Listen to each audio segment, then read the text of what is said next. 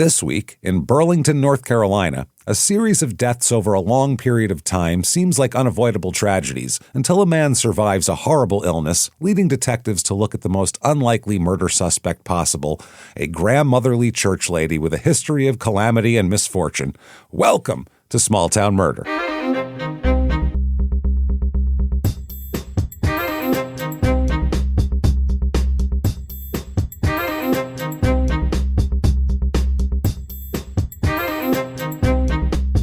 Hello, everybody, and welcome back to Small Town Murder. Yay! Yay, indeed, Jimmy. Yay, indeed. My name is James Petrogallo. I'm here with my co-host. I'm Jimmy Wisman. Thank you, folks, so much for joining us today on another crazy, this is a crazy-ass episode, let me tell you. If the intro didn't give away that it's a crazy episode, it is crazy, and there's a lot of death here. Wild stuff here. So thank you so much for joining us. You will not be disappointed. Before we get started, head over to shutupandgivememurder.com. Oh, boy. Get it all there. First of all of your merchandise, everything like that, everything from skateboards to shower curtains, it's all right there. Then also get your tickets for live shows starting up again after the summer, September 18th in Milwaukee at the Pabst. That's going to be great. Not a lot of tickets left for that, too, so get those right now. Then September 19th in Minneapolis at the State Theater. Get those tickets right now. Don't let Milwaukee punk you, Minneapolis. It's one of the best venues in the country. You'll love it. It's great. It's And so fun. we love going to Minnesota, too. We love the crowd, and we like especially the weather in September will still be nice. It's going to be good. Then we'll be in Dallas on October 3rd. October 16th, 17th is San Jose, Sacramento. Get those tickets. And then November 13th and 14th, Terrytown in Boston. And Terrytown is getting close, so I would get those tickets soon if you want to go to that, even though it's in December. So that said, definitely shutupandgivememurder.com. Listen to our other two shows, of course, Crime in Sports, where we're doing a large series on the Yahweh cult from the 80s in Miami there, Yahweh Ben Yahweh and all the murders, because one of the guys who killed a lot of people happened to be an NFL player. So a member. We're doing all of that. Then Your Stupid Opinions is just hilarious. Get in there and listen to that. Get yourself Patreon as well, everybody. Patreon.com/CrimeInSports is where you get all of the bonus material. All you have to be is $5 a month or above, and you get every damn tiny whatever we put out, including, as soon as you subscribe, hundreds of back bonus episodes you've never heard before, almost 400 to be exact, and then new ones every other week, one Crime and Sports, one Small Town Murder, and you get them all, everybody. You get it all. You get it all. This week, what we're going to talk about for Crime and Sports, it's the craziest hostage situations that have happened. These are crazy. The Stockholm Syndrome one gave me this idea to look up others, and there's a lot of wild hostage situations, and they resolve in wild ways. And then for Small Town Murder, looks like right now, as the poll stands, it's probably going to be the crash and all the Mackenzie Shirilla stuff, but still time to get your vote in for Corey Richins if that's what you want. So there is that, and then the week after it'll be Corey Richins, so it doesn't matter. So there you go, everybody. There is Patreon. Patreon.com/CrimeInSports is where you get all of that, and you get every show we put out. Crime and Sports, Your Stupid Opinions, Small Town Murder, all ad-free with that Patreon as well. And you get a shout-out at the end of the show, too. Jimmy will go ahead and mispronounce your name for you. Even though he would love to get it correct. Trust me on that. So, Trying so hard. That said, disclaimer time. This is a comedy show, everybody. We are comedians. We're going to make jokes, but that does not mean that everything that happens isn't true and real and all of that. We try to get it as accurate as humanly possible here. Right. We like to say we try to do better research than Dateline, but also be funny. That's what we're trying to do here. So you might go, that's a tight walk. That's a tightrope walk there. How do you do that? Well, very easily, I think, actually. There's plenty to make fun of, first of all. We don't have to make fun of the victim, and we don't. We never make fun of the victims or the victims' families. Why is that, James? Because we're assholes, but we're not scumbags. See how that works? It's very easy. That's how that goes there. There's plenty to make fun of. We make fun of a small town because we're all from somewhere that deserves to be made fun of. Maybe a police force lets a murderer kill more and more. We should make fun of those guys for being terrible at their job. And then we make fun of murderers because fuck them. What are we going to do? Yeah, we have no other recourse on murderers, so that's what we do there. So that's how it works. If you think that sounds great, you got a great story ahead of you. If you think true crime and comedy should never, ever go together, I don't know why you're here, first of all, but second of all, no complaining later. I don't know what to tell you. Check it out. Yeah, check it out. I think you'll like it, and if not, then don't complain about it. Just go about your day. There you go. So that sounds good to me. I hope it sounds good to you and everybody out there. That said, I think it's time to sit back, everybody. What do you say here? Yeah. Clear the lungs, and let's all shout. Shut up and give me murder. Let's do this, everybody. Okay. Let's go on a trip, shall we? Let us go. Yeah. We are going to North Carolina this week. What? Back to North Carolina. Yeah. That's right. We're going to Burlington, North Carolina here. And, Who knew? And in honor of North Carolina here, I grabbed some cheer wine for the Well done. thing because that's where I got hooked on the stuff. It's good. What is, Burlington? There's another one up in, Vermont? Oh, yeah. There's plenty of Burlingtons, yeah. Really? And there's also a coat factory, I believe. Sure, It's sure, also- yeah. Well, I don't think they call it co-factory anymore. They can call it whatever they want. It's still, it's still a place where you get somebody else's underwear packed in your brand new box. I don't care what they call it. It's always a coat factory. You can't ever outlive that. You can't outrun the They name put a Coat heart in it. Factory.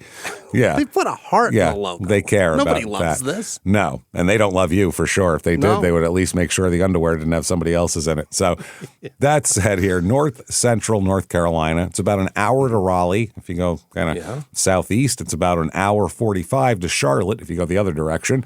Okay. It's about 50 minutes to Walburg, North Carolina. Our last North Carolina episode 665, that was Deadly Deeds with Dad. I remember that. That was a wild one.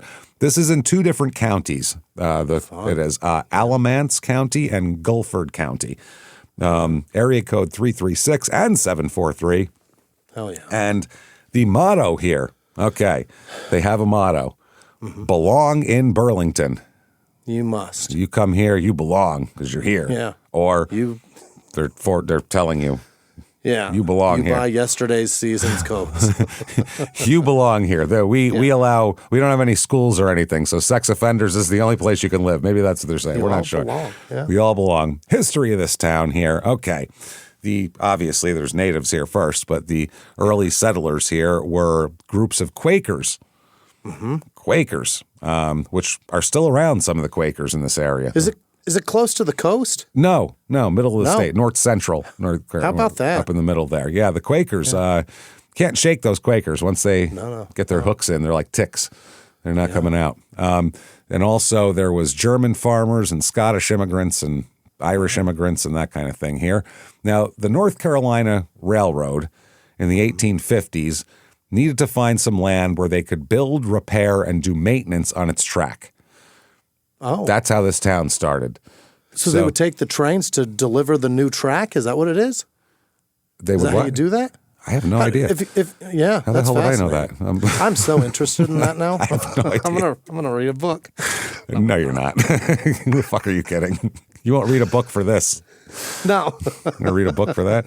So not long after this, the railroad realized they needed repair shops. Now, that's what I was getting into here, was this place was for repair shops.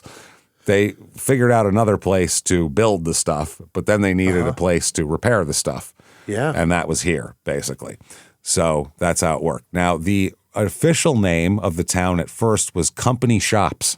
Company Shops, North Carolina, which has a ring to Beautiful it. place. That's where everybody wants to retire. It's my dream. Yeah. Yeah, you just sit on the beach in Company Shops.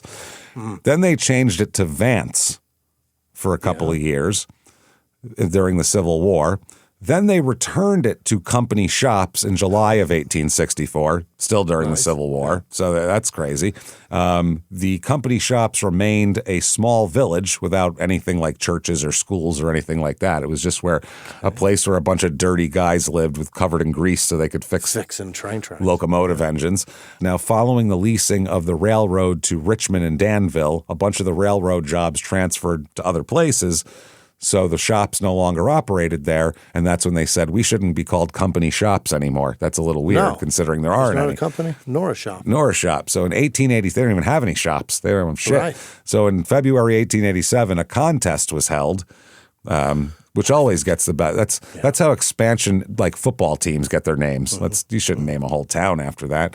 It was held to decide a name, and one person submitted the name Burlington only because they saw it They saw it on the side of a passing train, and they thought they liked the way it sounded.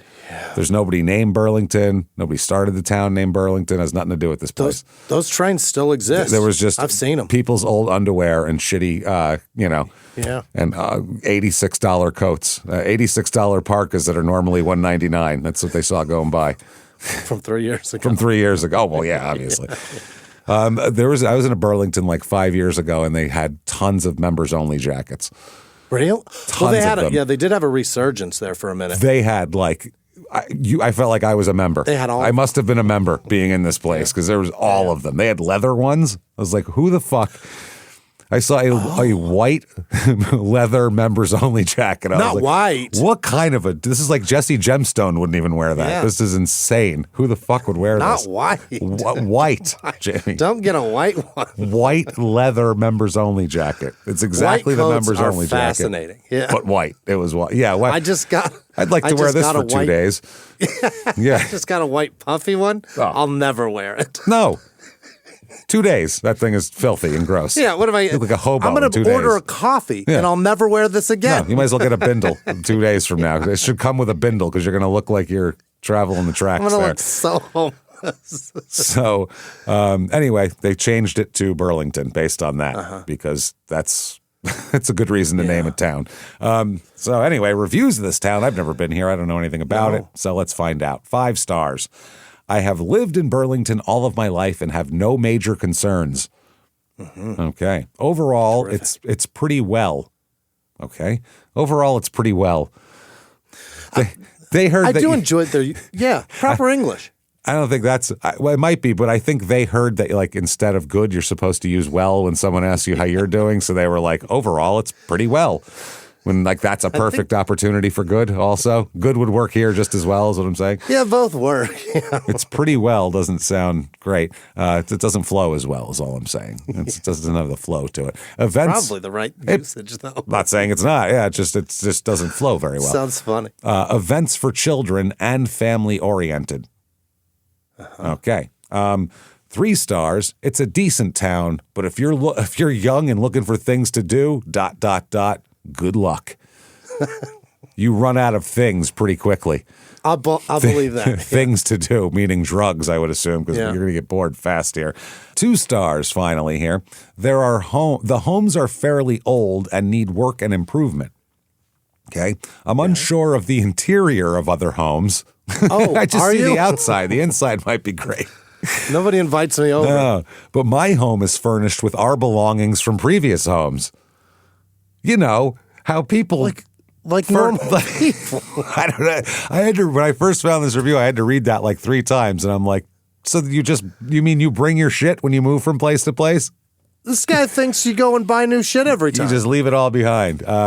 Yeah, so most of our furniture could not fit into this smaller home, so we either got rid of it or stored them in storage. This is a review of the town. Thank you for telling me how you moved. I don't understand. Did you rent a truck? Are you going to tell us that? This is why people are the worst. Hey, how do you like Burlington? And literally 2 sentences into it, you're like, we couldn't fit all this stuff in a smaller home, so we put it in storage and got rid of it. What the fuck are we talking about? I asked you how the town was. There are some buildings down the road which are abandoned, not sure of what they were before. The utilities and bills are old, so sometimes it can run high for this being a small home. What? Wow. I'm fascinated by that person. That's one of those, you read it and you go, I wish English wasn't their first language because then I could give them an excuse, but I really feel like it is, and they're just morons. Yeah. People in this town, 56,563. And there was less when the murder occurred as well, but 56,563. It's almost 52% women, 51.6% women. So it's a lot of women in this town. Median age is right at the national average, 38.8. Pretty close to it. Family in this town here, it's 44% married, but 24% single with children, which is more than double what we usually. That's pretty high. The average, yeah. So it's not exactly like a little suburb type of joint. You know what I mean? But it's also a bunch of fun people. So they seem to be having a good time. Yeah, they're. I mean, they're fucking, and we know that. That's good. That's always fun. No one complains about that. long with as the it's person that they made it with. I mean, nice. that's fine. It's up to you. You can do whatever you want. Race in this town, 47.4% white, 29.2% black, 3.3% Asian, 17.6% Hispanic. It's like America. Yeah, it's a very, well, a lot of southern towns are like that, too. They'll be kind of half white, really half black. Spread out. Yeah. It's kind of nice. Yeah. So then we also have 43.2% of the people here are religious, and it's honestly spread out pretty good here. But the most, of course, is Baptist. Yeah. As we know, Baptists are the Catholics of the South. Obviously, they're everywhere down there. 0.0% Jewish. It is rural North Carolina. Unemployment here still is slightly low, slightly under the national average, but so is the median household income. It's very low. Normally, it's about $69,000. That's the average. Here, the median household income $47,158. Oh boy, that's low. That's not great. Cost of living here, 100 is regular. Average here it is 84. So not too low. The housing is the low thing. Low enough though. No, that's what I mean. The housing median home cost here $195,600. So that's pretty high, but still affordable. To be under $200,000 in the country right now, unless you're in like West Virginia, that's a pretty good price. So I mean, maybe you need this place. Maybe you want to run for mayor and have them return to their roots as company shops, North Carolina. Well, you're going to need some place to live first. So we have you the Burlington, North Carolina Real Estate Report.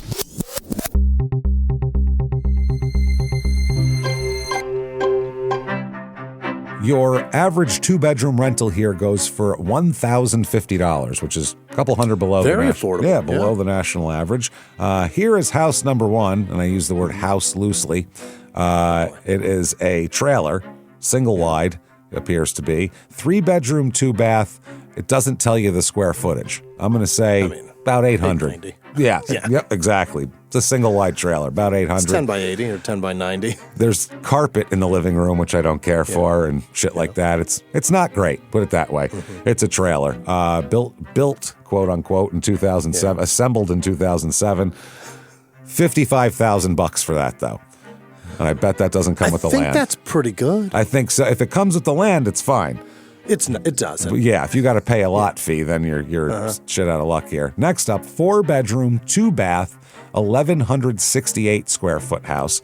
Wow. It's a cool little old house. It has like brick and concrete steps that go up, and then it's siding. But it's built in 1910, and it's nice. Got some nice wood floors in there. It's a cool little house. It's not bad. Sure. Not a very 1,200 square feet, 4 bedrooms. You're cramming them into that, but it's a small house. $205,000 for that though. Holy. So I mean, you could live in it. It's got 4 bedrooms. You got a couple of kids. It's very small. Then if you want to spread out a bit, let's say, tall drink of water, got to spread your shit out here. You got 4 bedrooms, 6-bath, T-bowl for each and every b-hole that you might have out there in the world. 5,237 square feet. God damn. Big. It's a big, like, stone and brick house. It's gorgeous. It's on 10 acres. Plenty of room to spread out, just woods behind you as far as it goes. It's a gorgeous place. It's well done inside, too. Clearly kept up to date.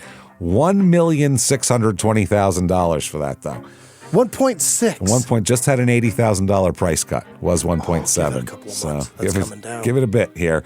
Yeah. Things to do. Well, they also have the Burlington Carousel Festival. Okay. It's the largest event in Burlington. The Carousel Festival. Yeah, there's nothing I hate more than a carousel. It's very stupid. It celebrates the historic hand-carved 1910s Denzel carousel. Oh boy. I don't know. That's the heyday of carousels.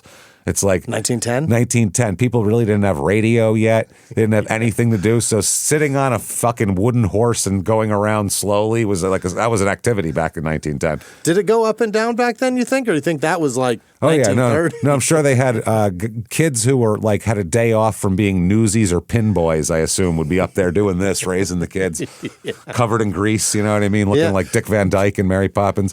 You ever look up on a carousel? That is the most horrifying thing ever. There's just all gobs of grease that's keeping this thing going. All sorts of mechanisms that can break. Throw your child off. So the Carousel Festivals features live music on multiple stages. Yeah. And all sorts of other shit here. Sure. They have, let's see, who's performing there. Buddy Jewel will be there. Yeah, he's great. You know, are you kidding? No. Is that a good? I don't know if you're kidding. I don't know. I Buddy meant Jewel's that. a country singer. He's good. Oh, okay. I figured he was a country singer. That went without saying. I just didn't know huge if rapper. anybody's ever heard of him before. What's Did they leave nowadays off might be. Did they leave off the Z? He's a rapper. Yeah, auto-tune country fucking horseshit rap. Oh, that is the worst shit ever. Buddy Jewel's a pretty decent singer. Well, He's there you go. probably a douche. I don't know. I have no idea, but yeah, there he is. He's going to be performing there from 10 a.m. Oh, no, the concert's from 6 p.m. to 7:30 p.m.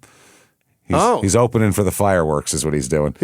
Okay. So, Poor Buddy. That's a rough one. So he is the headliner, but the fireworks are the real headliner. That's the real That's the headliner. Crime rate in this town, what we are interested in here, property crime about 25% above the national average. So, wow. Some shit going down. And then violent crime, murder, rape, robbery, and of course assault. The Mount Rushmore of crime, obviously, is also about the same amount. It's about 25% above the average. So this place is a little frightening. this place is fucking, no. It's Deadwood over here, it sounds like. It's not good. Watch out. It's Tombstone. So that said, let's talk about some murder. What do you say, everybody? Let's do this. All right. We have some wild shit here. Let's start out by talking about a lady. Okay? She has problems. A lot of problems growing up and really throughout her life. Her name is Blanche Kaiser. That's how she's born. K-A-I or K-I-S-E-R, Kaiser. Oh.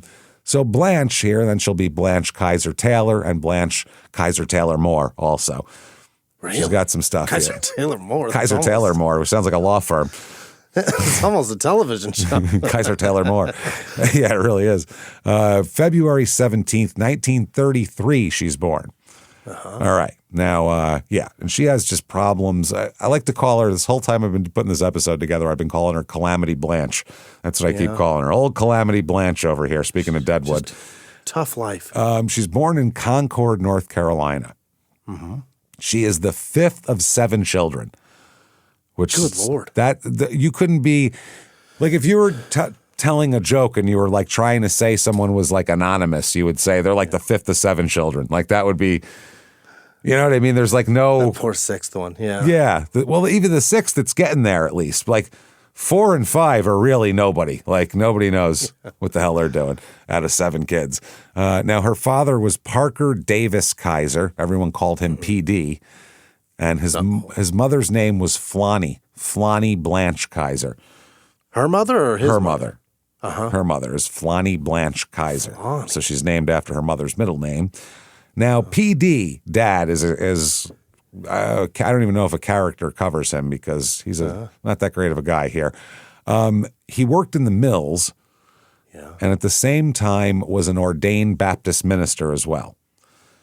So he would talk, and this is like fire and brimstone, sin and redemption shit he's talking about. Really? This isn't love your neighbor or anything. This is fiery Baptist shit of you're going to burn. Turning the other cheek. Hellfires is what they're talking about from sin and all that stuff. That's what he was really into talking about. Yeah. The problem is when he's not, because after a while he just becomes a preacher and only a preacher. But basically if he's not standing in the pulpit, like if he takes one step to the side, he's going to be drinking, gambling, or fucking a strange woman. One of the 3. Is that right? He can't. Yeah, that's what these guys do. That's their perfect cover. Yeah. I mean, especially back then too, people didn't know that preachers could be bad guys too, really. So this was a great front. Kept it on the low, huh? Oh, I don't know how. It's a small town. And you're the preacher, so everyone knows you. If you're out drinking, gambling, and carousing, everyone's got to know that you're doing that. Everyone's got to know that. Just a cowboy. He just goes to the places where basically no one will admit that they were there too, maybe. There's also one of those. Yeah. If you see me there, then we're both in this it's like together. The old joke of, if you take one Mormon or to do anything, you have to take 2 because they keep an eye on each other. Exactly. Yeah, otherwise they'll... But if one does it, the other one will do it too. Yeah. And then they fucking just mum's the word. That's it. Yeah, and if you get a third one in there, then forget about it. No one's doing anything. You're about to have a problem. Then they're just going door to door trying to convert people. Yeah. You're going to be tithing by the end of this mission trip. That's how it works. Somebody's going to be tithing. So basically, yeah, he'd fire and brimstone on Sunday morning and then, afterwards lose the family's bill and food money at the tables. Like, he's wild. Wow. Now, when Blanche was 9, about 1942, so this is like, Second World War time. We're mobilizing at this point. The family moves to Burlington, which was a textile town here, and that's where she will stay and live for a long, long time. For the rest of her life. Yeah. Now, this is all undisputed, the stuff we've said so far. Uh-huh. Dad definitely worked at the mills, definitely a Baptist preacher, and definitely a womanizer, carouser, gambler, whatever the fuck. Now, the rest of the stuff that happens to Blanche only comes from Blanche herself. Not saying that we, have no reason to believe or disbelieve her. I'm just saying that when I try to give sources, the source of this is not her brothers and sisters don't back this up, but they don't say it's not true either. Nobody really says anything about it. This is just biographical at this point. Autobiographical, yeah. Oh. So, from her.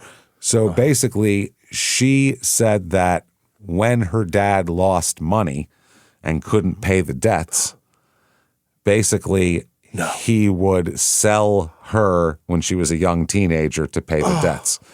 She'd have to go fuck some guy to pay off a debt. Oh. That sounds, if that's true, that is as horrific as a thing as possible. What's worse? Yeah. That's so bad. We know her dad's a hypocrite, so I don't know how much farther is this down the line from how much of a hypocrite he is anyway. So, I'm not saying I don't believe this at all. That seems terrible, highly possible, because I've just heard a lot of bad things. Like, her father was just a bad guy and a mean guy and a nasty guy. She said she was both psychologically and sexually abused, which I think that act falls under that pretty wide umbrella, both of those things. Pretty good umbrella. Yeah.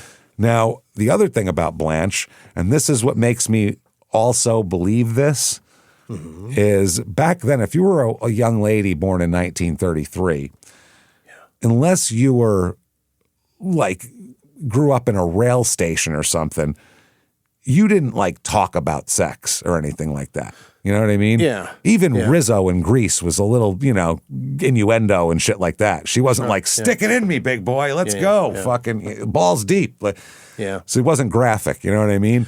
My dad's sister is still that way. Or my grandfather's sister is still that way. Telling people to my great aunt. Stick it in her? She doesn't talk about anything like that.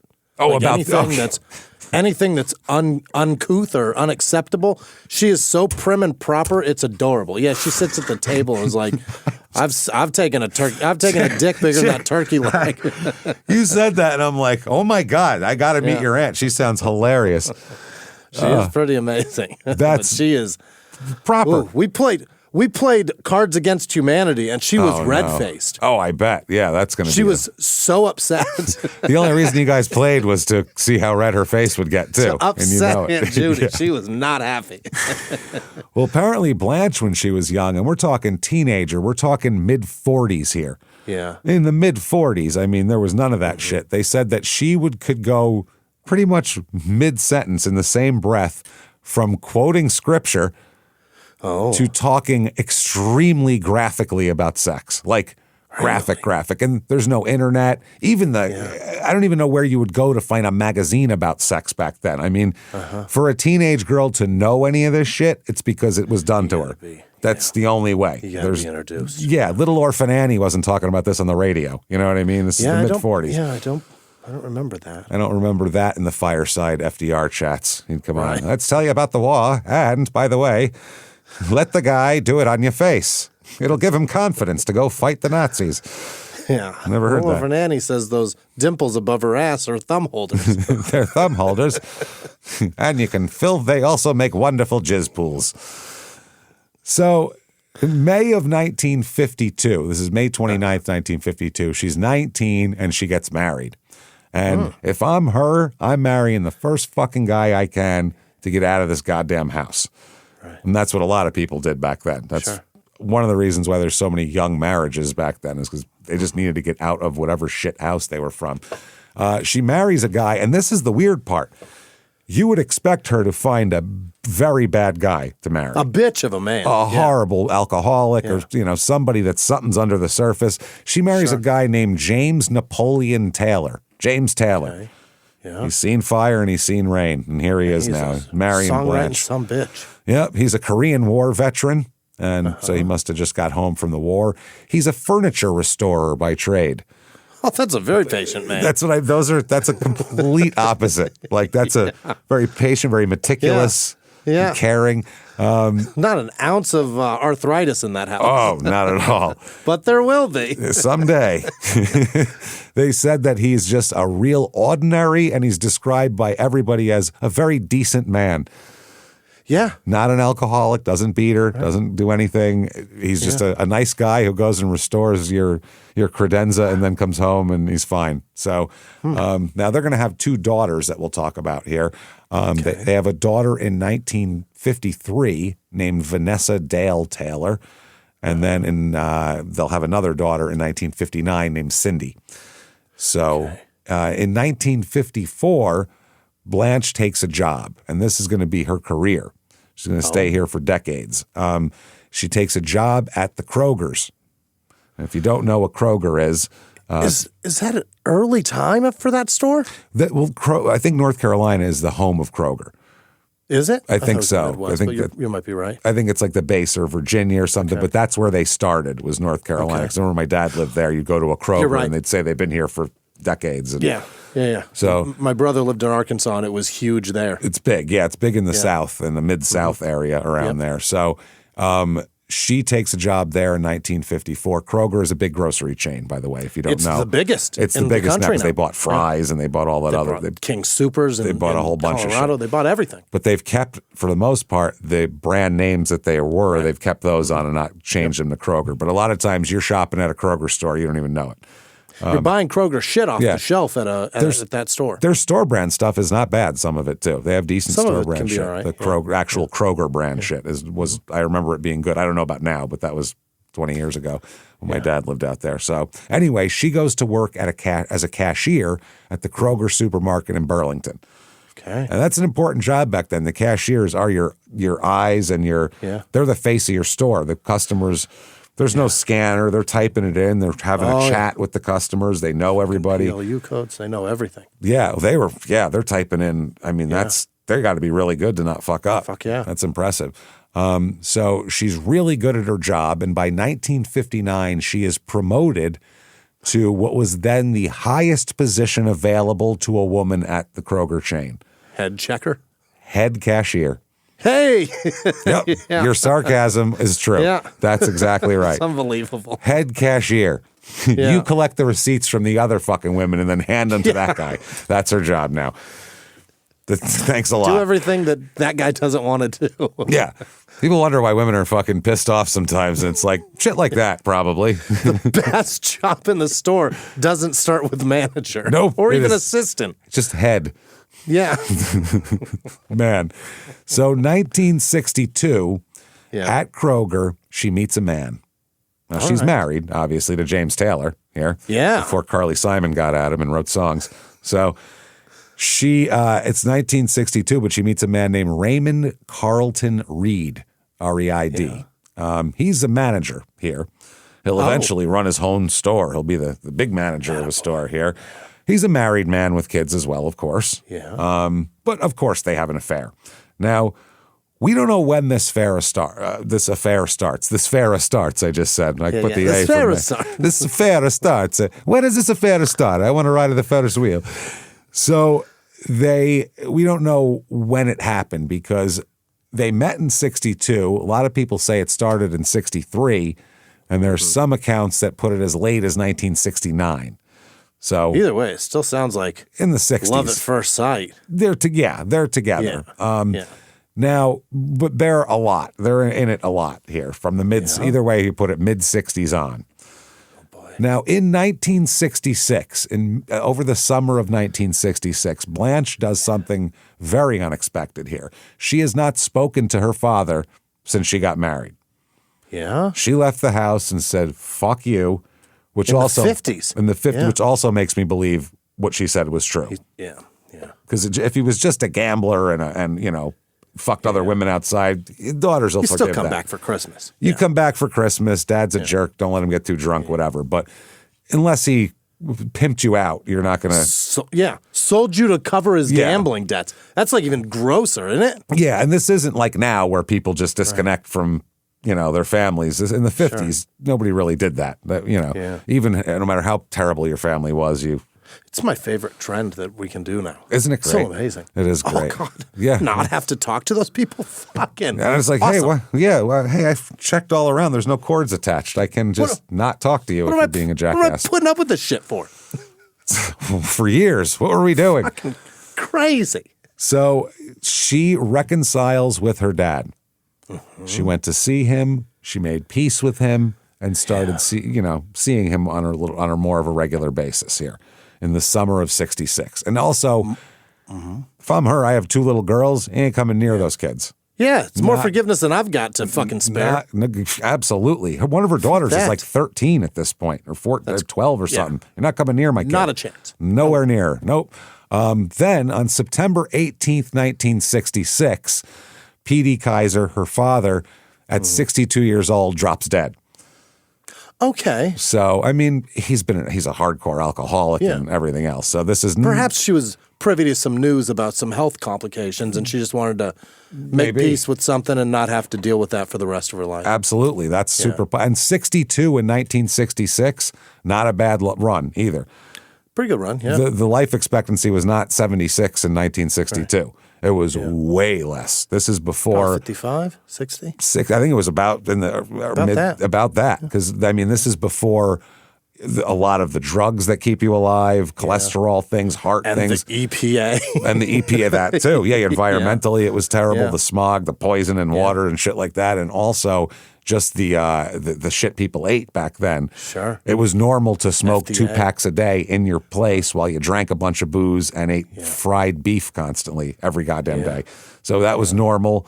And this is before like a lot of heart surgeries were came up with yet or anything like that. So the official cause of death is a heart attack, and everyone goes, "That seems right." Sure. Yeah. Probably had a few grits. Yep. And he had symptoms too. People said before he died, he had violent stomach cramps and he was projectile vomiting and was kind of delirious, which can be heart attack symptoms as well. Really? The stomach issues, the vomiting, things like that can precede a heart attack. Some of them. And also he was drinking a lot too, so they didn't know how much he was drinking and how much that contributed to it as well. Probably a lot. One weird thing though was his face turned bright blue. At one point.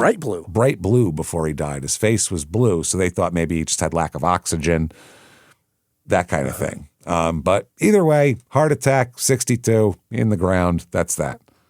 PD is dead. He's dead. Now, interesting. Thursday, November 25th, 1970. It's Thanksgiving Day. Okay? Now, James Taylor's mother, Isla, I-S-L-A, Isla? Could be Isla. Isla, maybe, yeah. Her, Mrs. Taylor, we'll call her. Yeah. Mrs. Taylor, Isla Taylor, who's Blanche's mother-in-law, on this day, she dies on Thanksgiving Day. Oh, no. So she's 83 years old. I mean, 83. Just a bummer that it's that day. It sucks. Yeah, the families that were having, she probably... Imagine, I bet her stuffing was still good, though. You know what I mean? They ate it, and they're like, amazing. She was dying and made this great stuffing still. Damn it. As long as she didn't drop the gravy boat and we're all out of gravy now. That would be terrible. Oh, thanks a lot. Hold on. Grandma? Grandma? Wake up, lady. You're Wake up, Grandma. You got to make more gravy. We're going to have to dip the mashed potatoes in your shirt. Grandma, you dropped the gravy. You got to make more, Grandma. Grandma. We're out of gravy now, you fuck. Who else knows how to make gravy? Anybody, please? So, and she's 83. She's born in the 1800s. Jesus. They don't even ask what happened to her. They show up, she's a corpse, they take her out, throw her in the ground. I mean... You realize they're going to do that to us, absolutely. Right? Well, I hope I live long enough that they do that. This thing's from the 1900s. Throw it out. I would love... Great. Sounds good. because that's about right. That would be like about 2000. If it's 2070 and they just go, hey, throw me in the garbage. I don't care.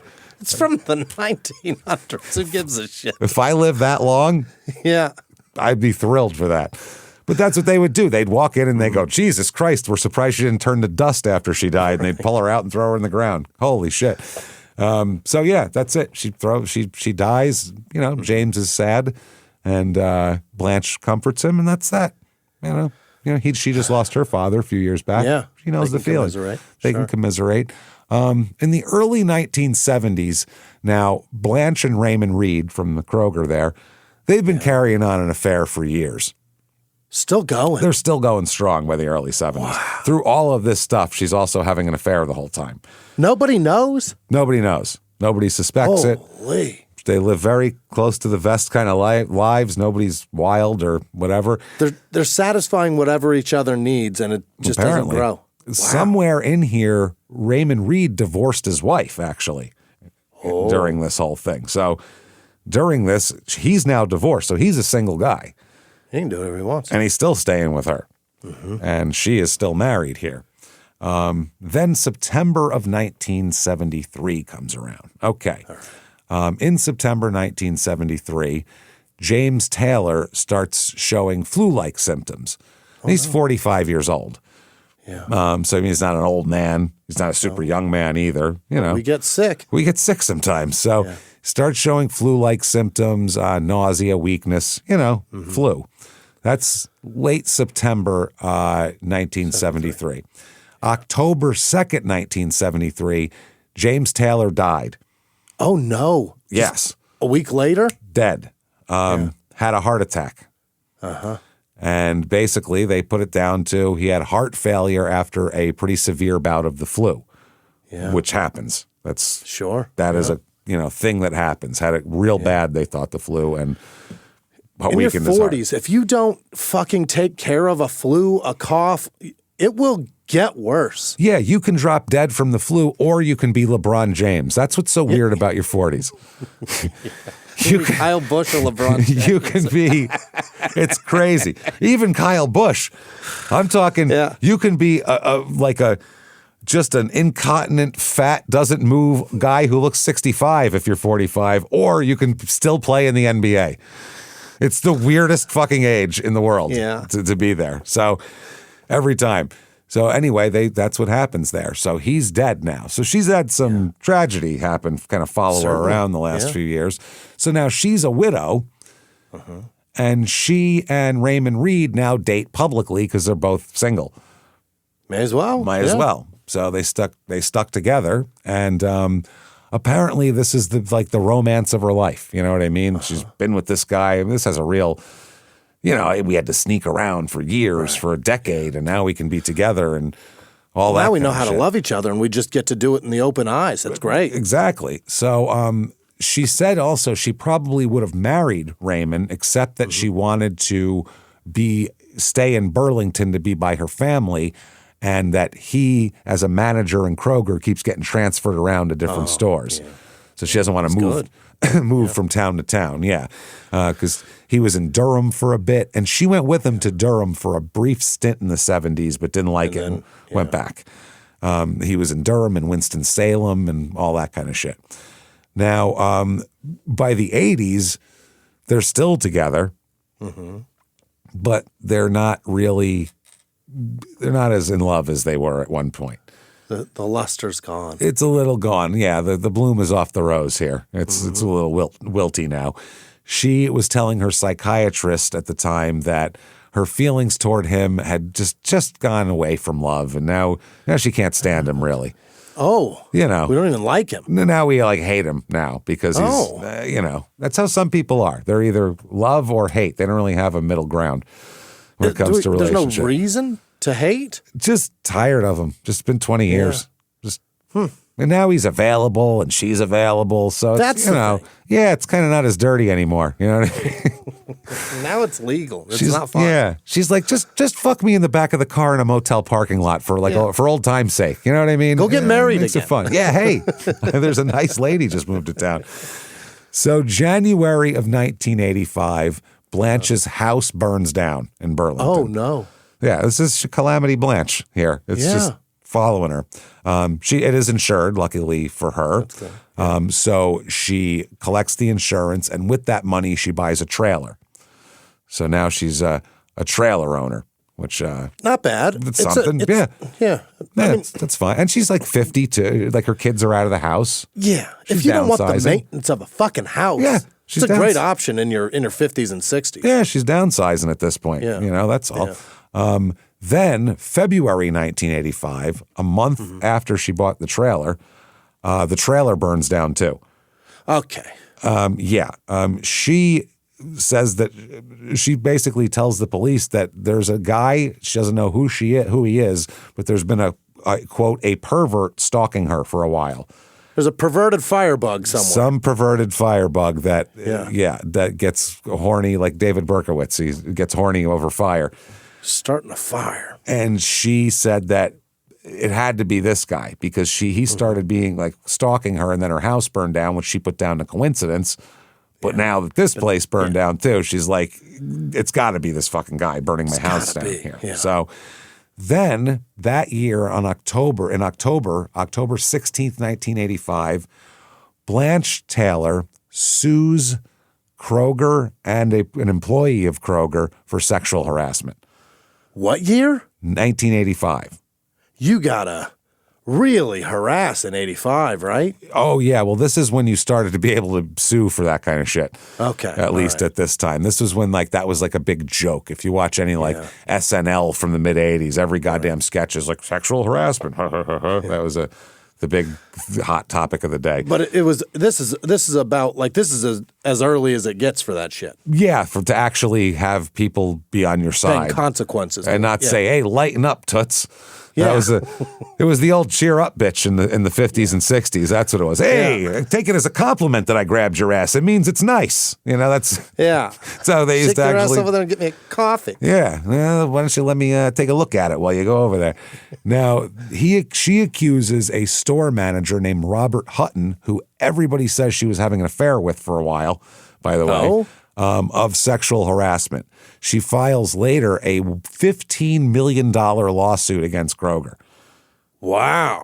Yes. Now, apparently people said that Robert J. Hutton, this guy she sued, was the regional manager for the Piedmont Triad. I don't know what the fuck that is, but he was a Kroger guy, I guess those stores. And apparently everybody said they were having a relationship for a minute here. Can you sexually harass your muse? I mean, if they're your fucking underling, I guess.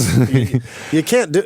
I guess you got to wait till we're in the dirty motel. You can't do it. That's what I mean. Yeah. I guess if it's your underling, really at any point they decide that it's not a good thing, it's now sexual harassment because you shouldn't have been fucking them to begin with, your underling. That's the problem. Excellent points. Yeah. So, I guess. I guess this is the reason that you don't fuck people that you work with. That's another reason why you don't fuck. Well, anyway, someone beneath you.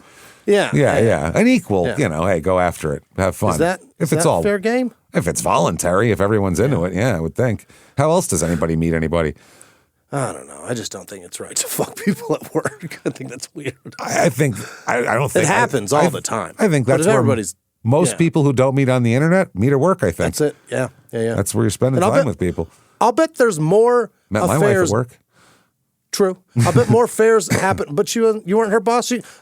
Neither you could have fucked with either. No, I was an independent contractor. She worked in the box office. I'm a comic coming in once a month. But I'll bet the vast majority of affairs start from work. Fuck yeah, absolutely. Right? Yeah, that's the number one answer. Pre-social media. Family Feud.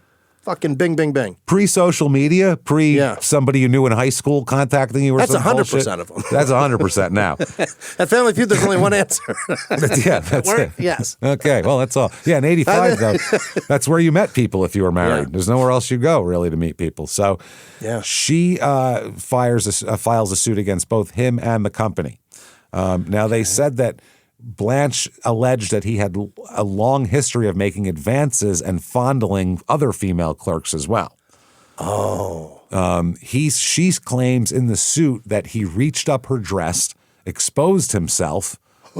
These are two separate incidents. Reached up her dress one time, which seems pretty aggressive. Let me see what you got going on up there. Is pretty forward crazy. as it gets. I would say exposing himself is also pretty forward.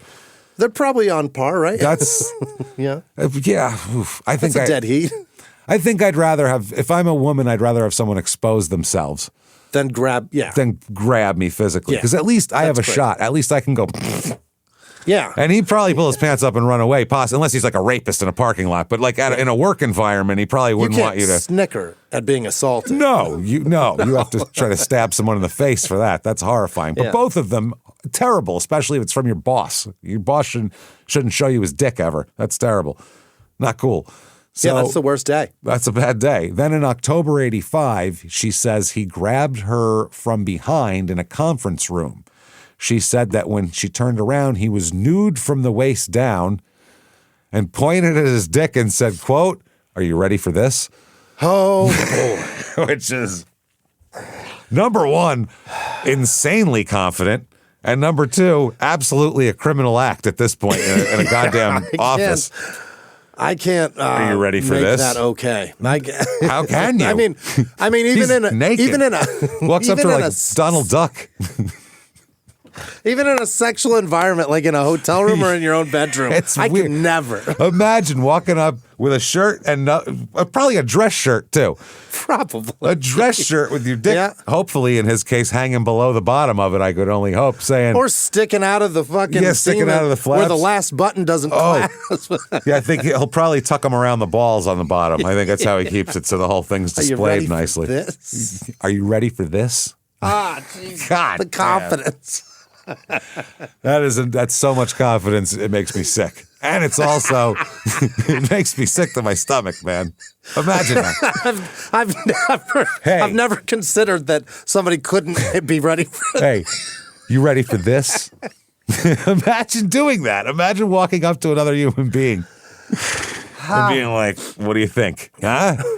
I've never considered for a second that this might be overwhelming. Overwhelming. Have Except you for the steeled mere yourself sight of it. for this? Are you ready for this? Yikes. Ooh, hold on. I better hold on to something. Good God. She, at this point, said, and this is a great move on her part, by the way, she grabbed his pants and underwear and ran off. Which is the greatest comeback for that's ever happened. He stepped out of them. That's as brave as it gets. Black socks pulled up to halfway up his calves with dress shoes and a dress shirt tucked around his balls. That's how he walked up. I hope he's wearing those male garters that hold him up. Oh, that would be great. Now that's the kicker if he's got those on. That's the ticket. Garters from that way and then suspenders clipped onto his boxer shorts as well. Walk that shit out of this room, sir. Well, she said she grabbed his pants and underwear and fled from the store and that he had to leave in a meat cutter smock, which is hilarious. The store. Which is hilarious. Not the room. Because his ass would be showing in a meat cutter smock. See a guy, blood and viscera all over. All right, well, it's been a long day. I'll see you later. He walks away. His ass is just showing. This is ridiculous. This is police academy, for Christ's sake. That's what it's turned into. Yeah, this fucking Sergeant Harris is going to come up and mess with us. Call Commandant Lassard, somebody. So Blanche never returned to work after that. And 3 months later filed a sexual harassment suit.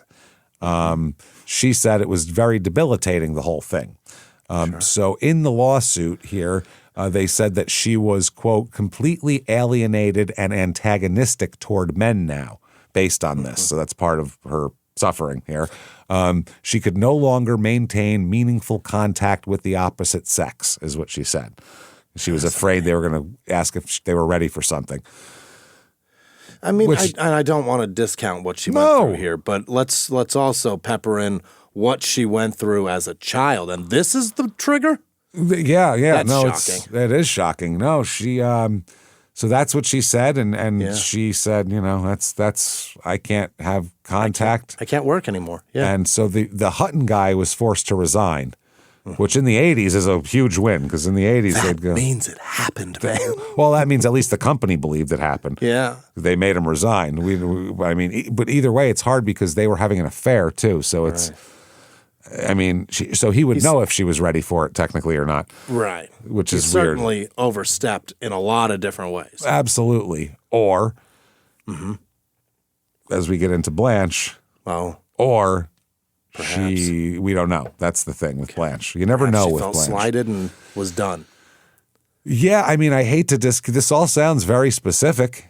I mean, Yeah. she's got specific things, but then everybody else was like, they were having an affair for months before that. What are you talking about? Like, that's what a lot of the store employees said during the lawsuit. Yeah. So it was tough. So who knows here? We'll find out. Now, at the same time here, she is still seeing Raymond Reed and has a new boyfriend as well. Oh. A Baptist, or he's a United Church of Christ minister. Oh. Named Dwight Moore, the Reverend Dwight Moore. They met during an Easter sunrise service in April of -- Resurrected her love. That's right. That's absolutely right. She's gonna make something else rise too. So they met here. Now he's divorced already. Okay. This guy, he is a pastor of a small United Church of Christ congregation out in rural Alamance County. So they started just meeting for meals, and she's not married to Raymond Reed. I mean, she's been with him for 20 years, but Sure. technically these are two single people. Okay.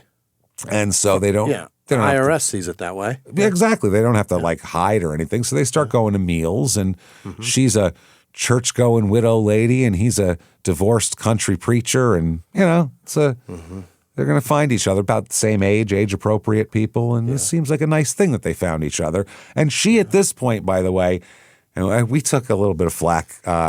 People not understanding that we were joking a few weeks ago when we had a 27-year-old guy who was hanging out with a woman in her mid-50s for money, obviously, that relationship was, and we were making jokes about that.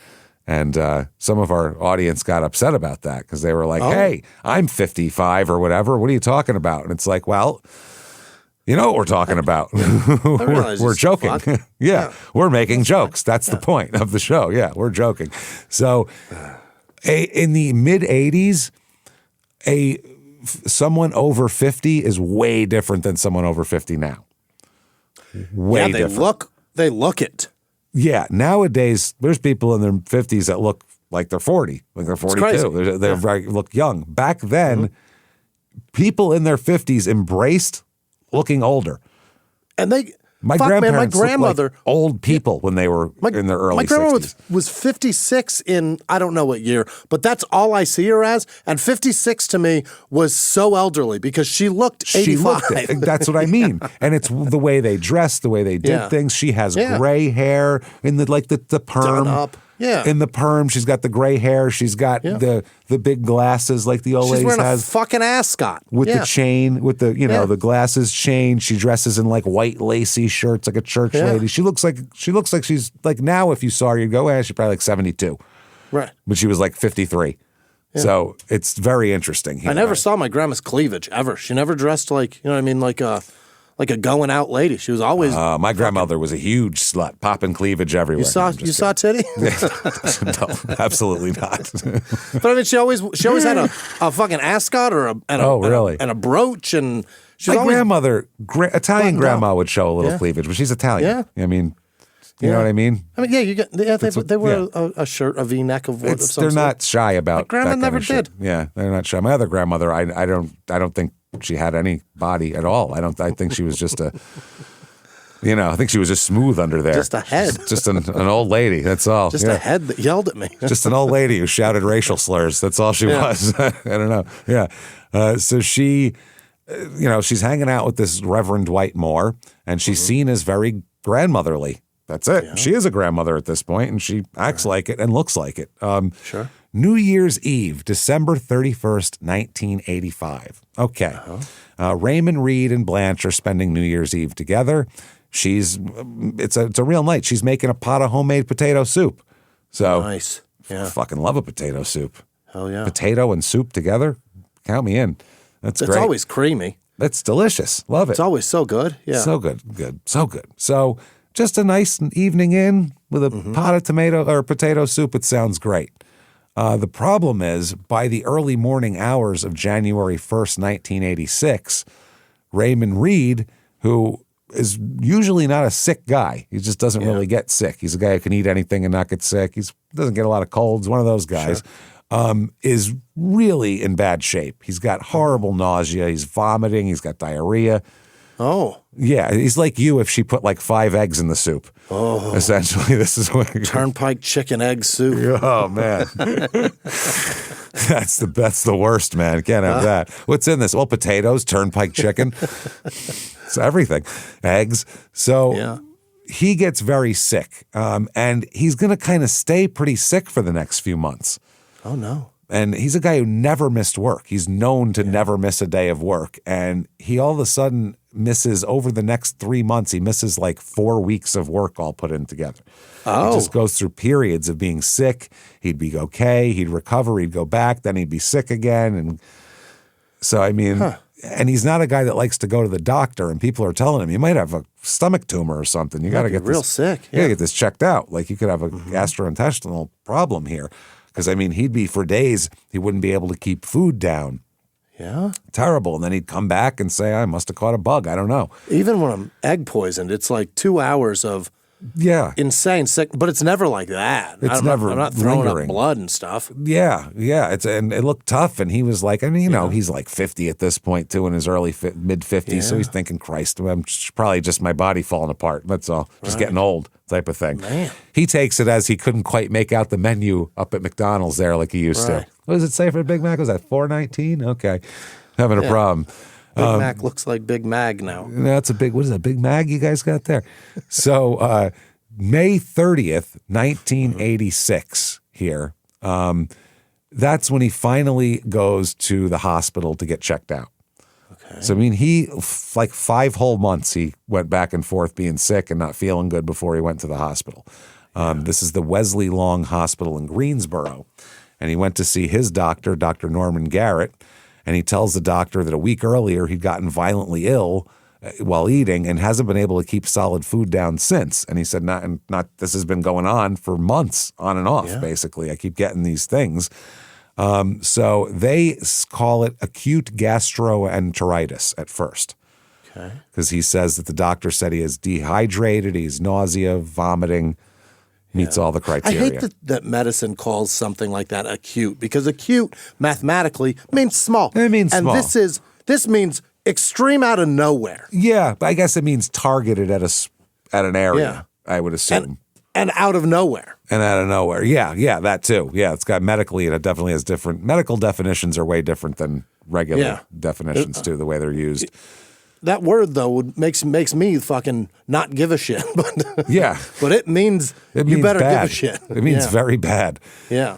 Now, a fellow Kroger employee who knows both of them, obviously Raymond and Blanche here, her name is Gloria Head. She visits and notices something in Blanche's purse, which was a little Tupperware. By the way, in the 50s or 60s, Blanche also sold Tupperware. She had Tupperware parties and shit, like a lot of the women did. She has a little Tupperware of red Jell-O in her purse. So, I mean, Grandma carries Jell-O. Who cares, right? Really? But the doctor had noted that Raymond Reed told him he started vomiting the night before after eating Jell-O. Oh. But I mean, that doesn't. He could have been sick, and then that's when it came out. We don't know. Yeah. So she just noticed that. She's like, "Why'd you keep the Jell-O if it made him sick?" Right. We don't know. It made him sick.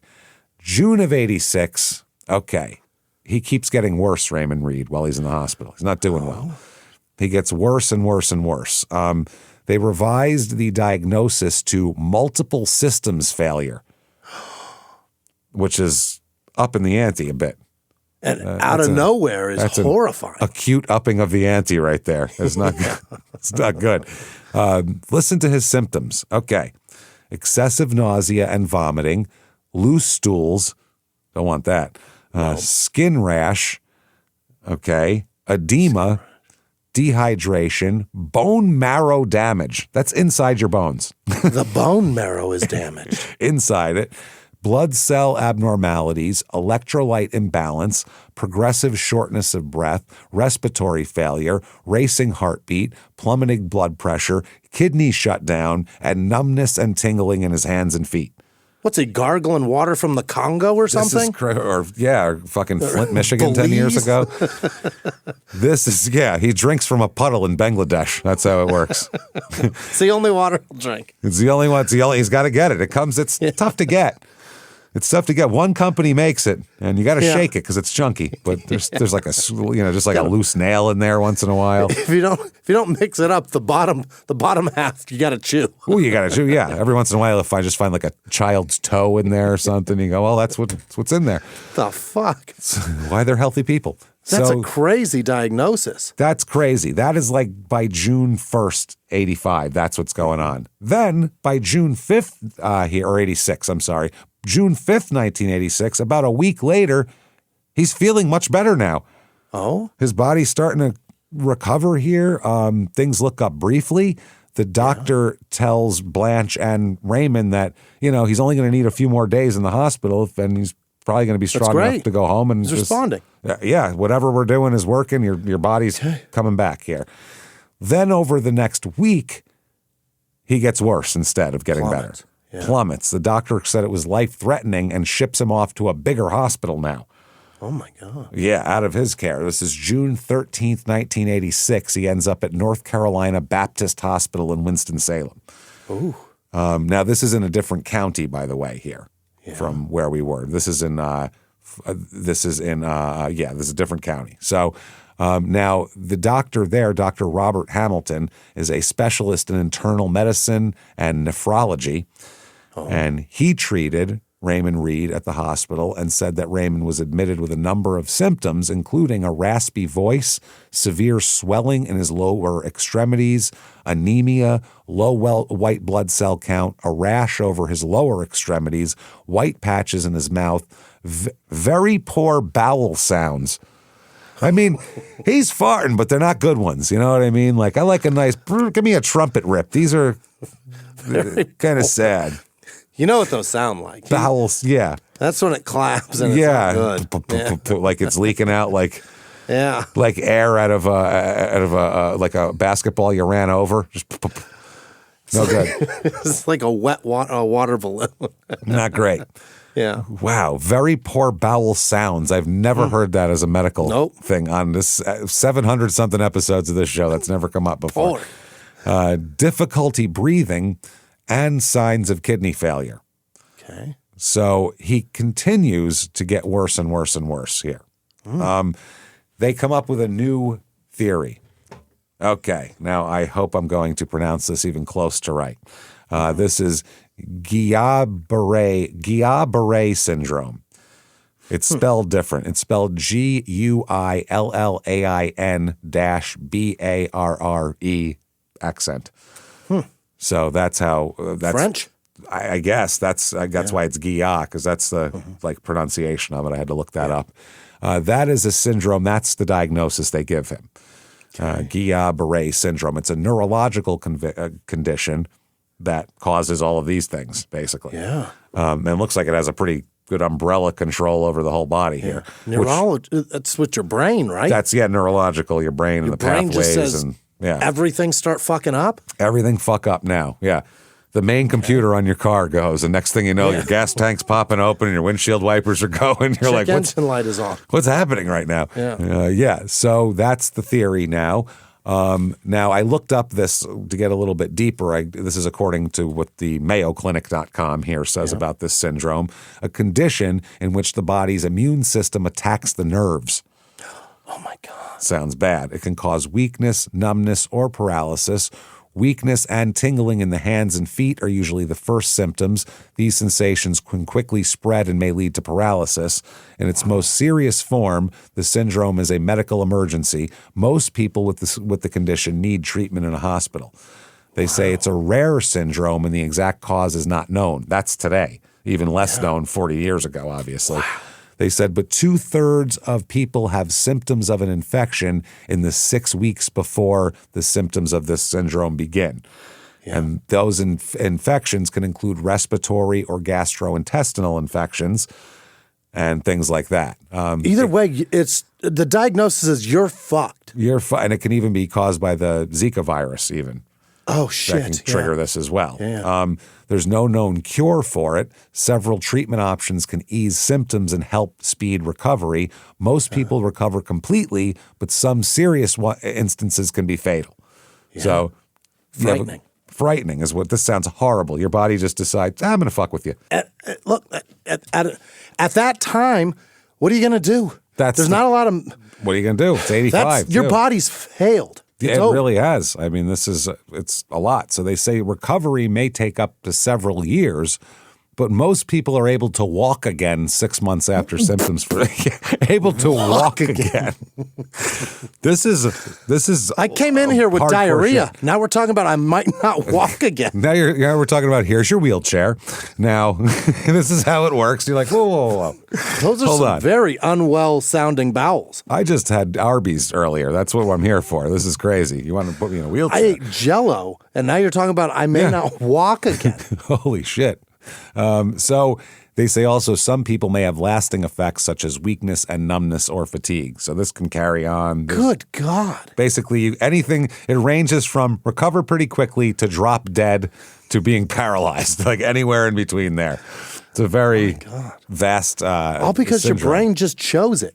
Just chose to your motherboard fried, man. Wow. Shit just started going against itself. June 21st, 1986. This is 16 days after he was almost better and ready to go home, okay? Yeah. Now there's a code blue. He crashes. Uh-oh. Code blue, so they intubate him and put him on a ventilator. Wow. Okay. Over the next few days, he becomes nearly completely paralyzed. Fuck. Okay. Now, so they try a procedure called plasmapheresis, okay, which is basically washing your blood. I feel like this is what like Keith Richards had done every 3 weeks while he's on the road. Keep him going this long.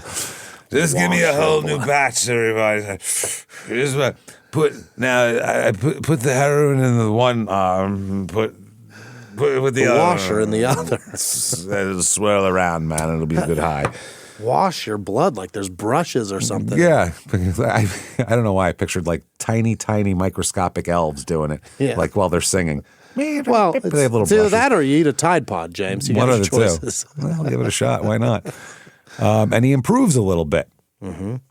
Okay, then June 27th and 28th, 86 here. A urine sample is taken from Raymond Reed, and it goes to the lab. So the problem is this urine sample where they're just looking for anything in his body that could be causing this. The results never reach the doctor that is treating him. This is just bureaucratic fuck up here. Well, it turns out that they don't find out how this happened till later, but there was a resident responsible for this. As hospitals run on kind of almost free labor a lot as these residents, they depend on them a lot, and the residents obviously need it to become doctors, so it all works out. It all works out. But this resident here, they rotate them a lot. Yeah. I don't know if now, but at least back then they were. And he was rotated to a different hospital the day the result came in. And the new person coming in to fill their spot didn't know anything about it, and it just got thrown in a drawer, and nobody ever saw the results. Was that Abagnale guy? He just looked at it and said, I concur? Yeah, there you go. He just put it away and was like, I don't know what the hell this is. This is before my time. Fuck. That's the way it works. So that is fucking horrible. So no one ever saw what happened, okay, with the results. And we'll find out in a minute here. The problem, well, might as well tell it now, actually. Yeah. The problem with the results are they say that he has, quote, quite elevated levels of arsenic in his urine. Yeah. Which is not good. How do you get that? From arsenic, I would assume. Yeah. It's That's about the only way. Yeah.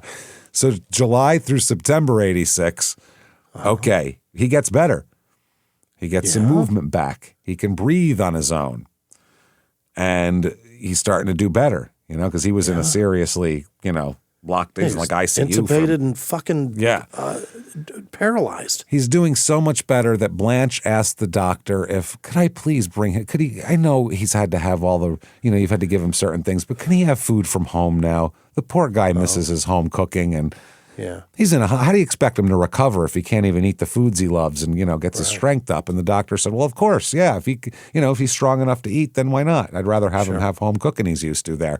So, she says, of course, so she does, and he's recovering, and she's sitting there by his side, holding his hand, talking to him even when he couldn't talk, you know what I mean?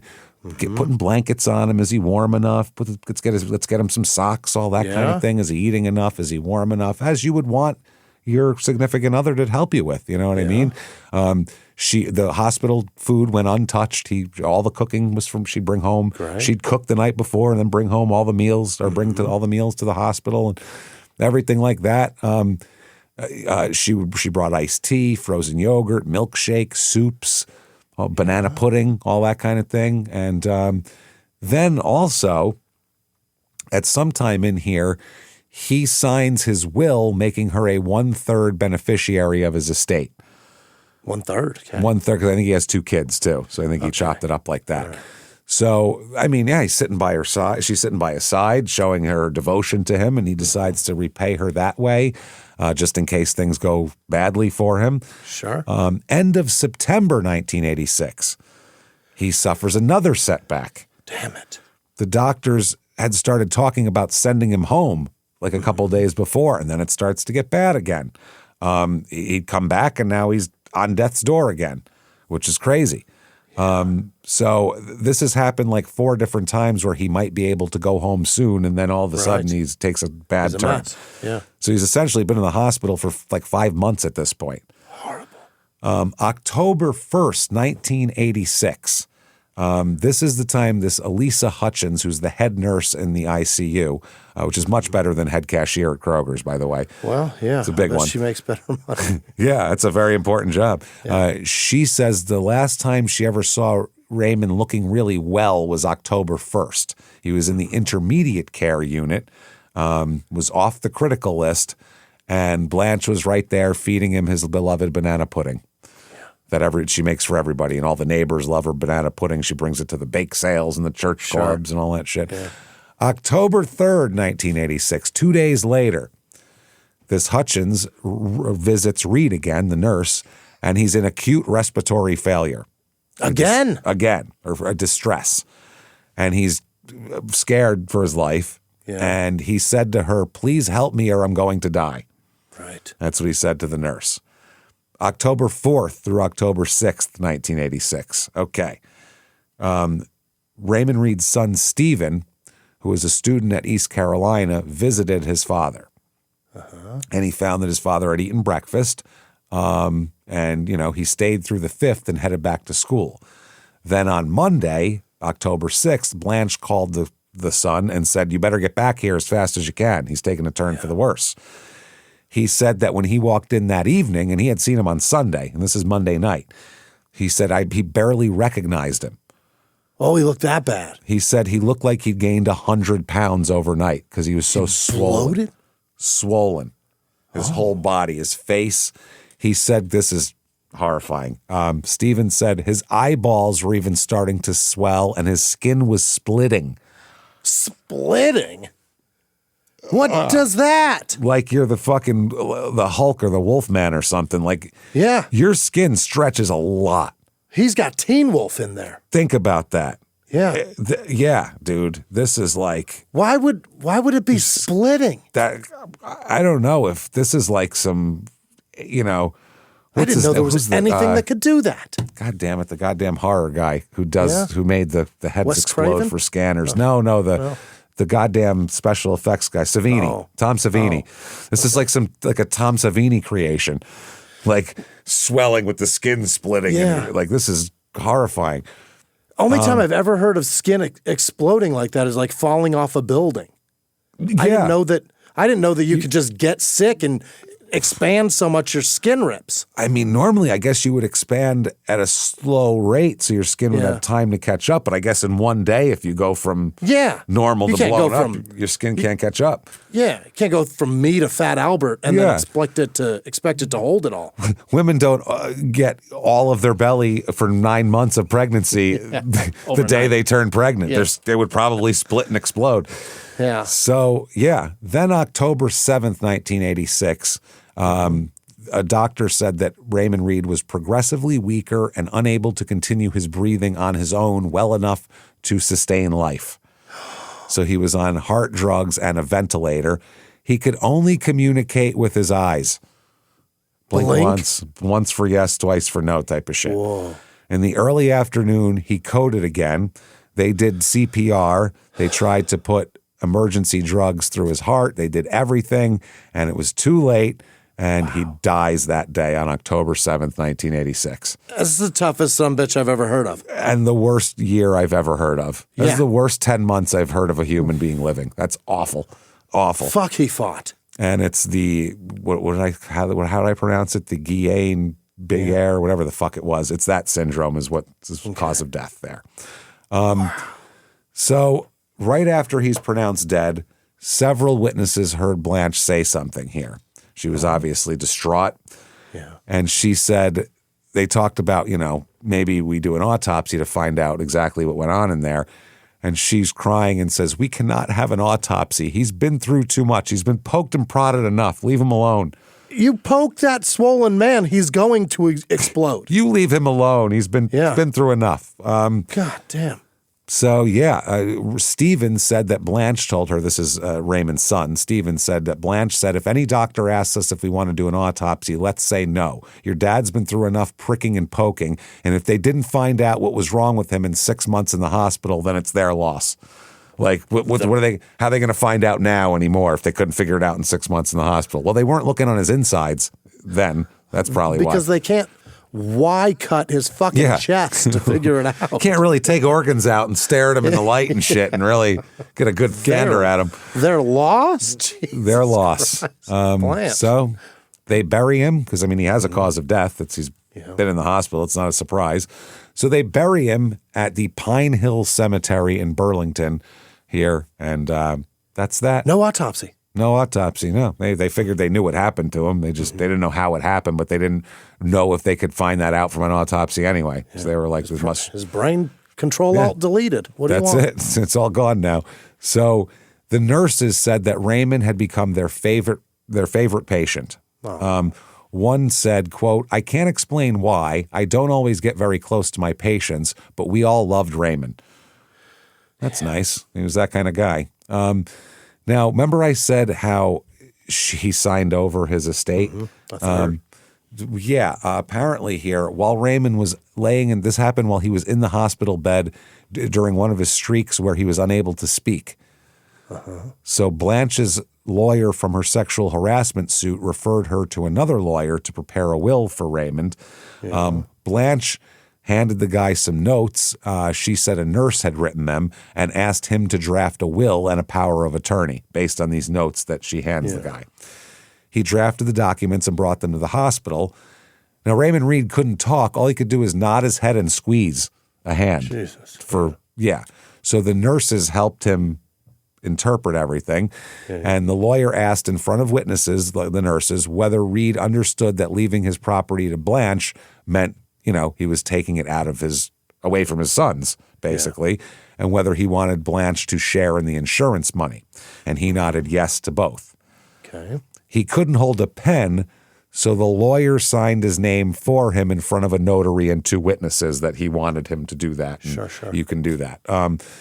So that's what he did. That's how this happened while he was unable to even sign his name. Yeah.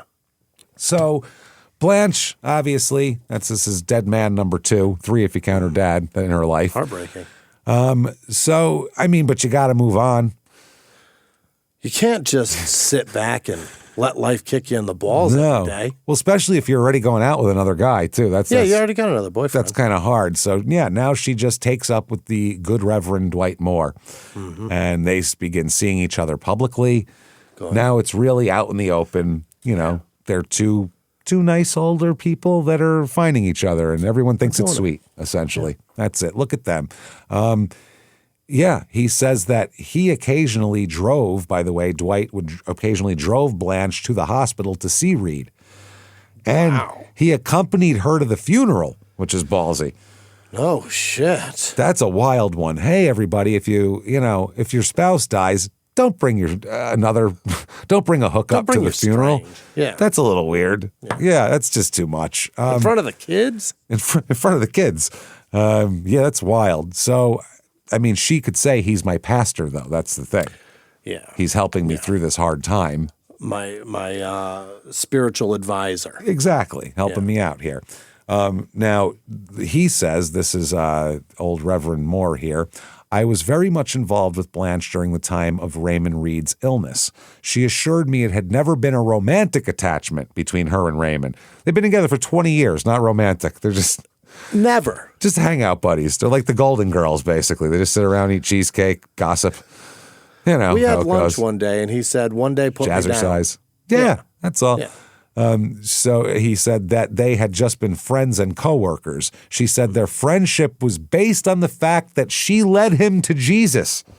Oh. She led him somewhere where he screamed Jesus, but it wasn't at church, I'll tell you that much. Yeah. He was yelling Jesus. So here he is, this guy, and he believes this, he said. Mm-hmm.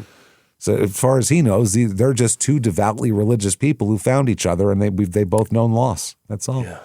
So maybe they'll get married. Wedding bells on the horizon for these two? Wow. May as well. Yeah. Well, on November 4th, 1986, Dwight buys a $571 ruby and diamond engagement ring for Blanche. How about that? That's a few grand now. Not bad. Yeah, that ain't nothing then. No, not at all. And they planned to marry, but the wedding kept getting postponed. November 1988, they were on their way to get their marriage license, like on the way to the courthouse to get their license, and he threw up. Oh. And she laughed and said, "Isn't this something? We're trying to get our marriage license, and you're so sick you can't even stay in the car. You trying to get out of this? What are you, pretending you're sick to get out of this? You don't want to marry me?" And breaking balls. By the way, during this time, Blanche has some more calamities here. She's diagnosed with breast cancer, she tells him in 1987. So they pushed the wedding back a little bit. July 29th, 1987, Blanche accepts a settlement from Kroger. Really? It ain't for court? Out of court. It isn't for $15 million. $275,000 she gets out of them. It's quite the settlement. That's for them. That's a go away. Yeah. And for her, that's exactly what it is. That's enough money where she'll shut the fuck up, but not enough that it really affects their bottom line. And it also says kind of that they're not. They don't believe in her. That's what I mean. Yeah. Yes, they don't. Now, I mean, they're the defendant, so I mean that's not shocking that they wouldn't believe it. And she also doesn't. It's also now get out of our hair, but guess what? You're probably going to have to work again. Exactly. Or maybe. Well, at her age, though, when you put that in some investments and stuff, you might be able to live off that for a while. In 87, possibly, at her age, but not much. For another 25 years, probably, if she had something else, a little 401k saved up, or insurance from. In 87, did a 401k exist? I don't know when it started. They had some kind of saving. IRAs. She better have some other income. Is the point? That ain't enough.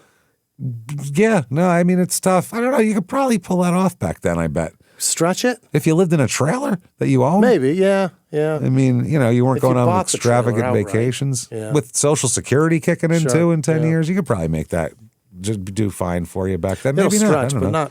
I don't know. You're not going to live large or anything, but, Yeah.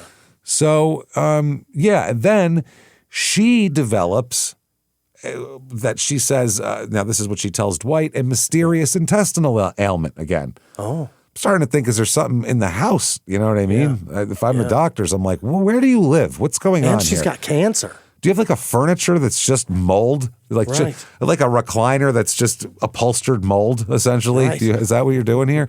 Do you live on Jeff Ross or Bob Ross's set? Ross, yeah. Yeah, what are you doing? What are you holding the fucking...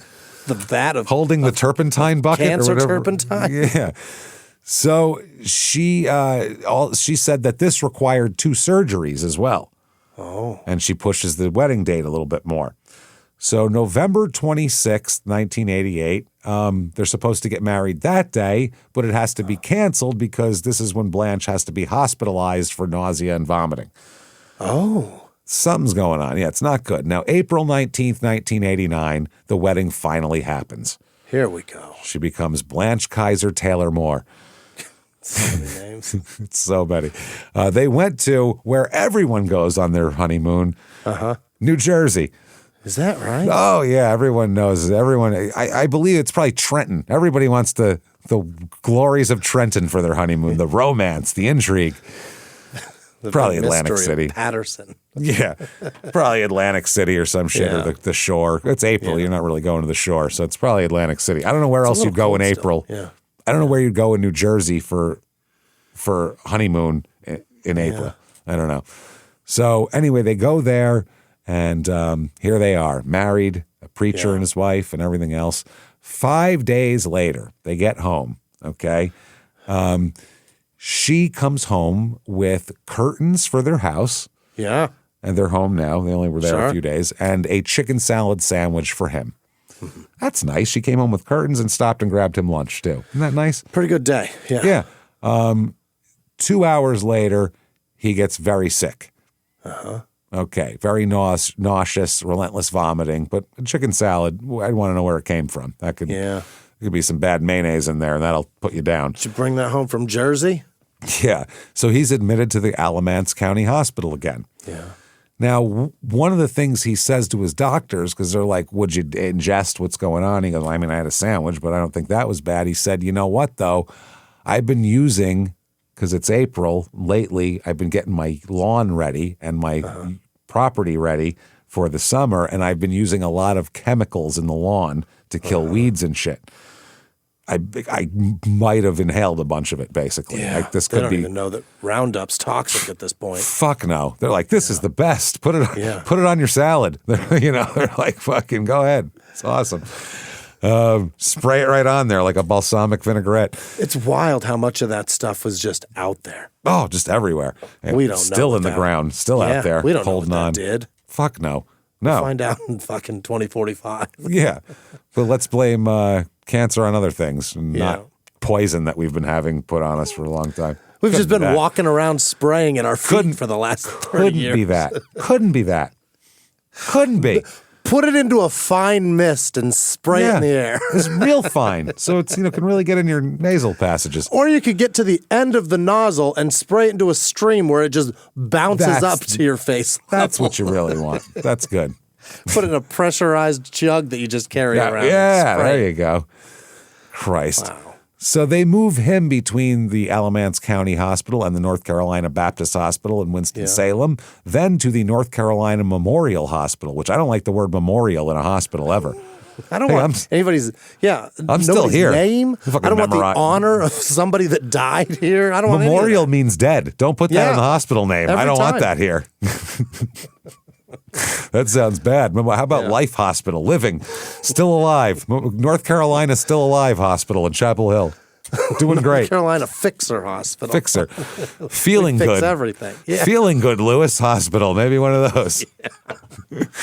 Yeah. Where he deteriorates. He deteriorates now. Dwight. He told them, I've been working with a shitload of these herbicides, killing my weeds. So, I mean, there's that. So he gets transferred back and forth, and he keeps getting worse, and nobody can figure out what the hell is wrong.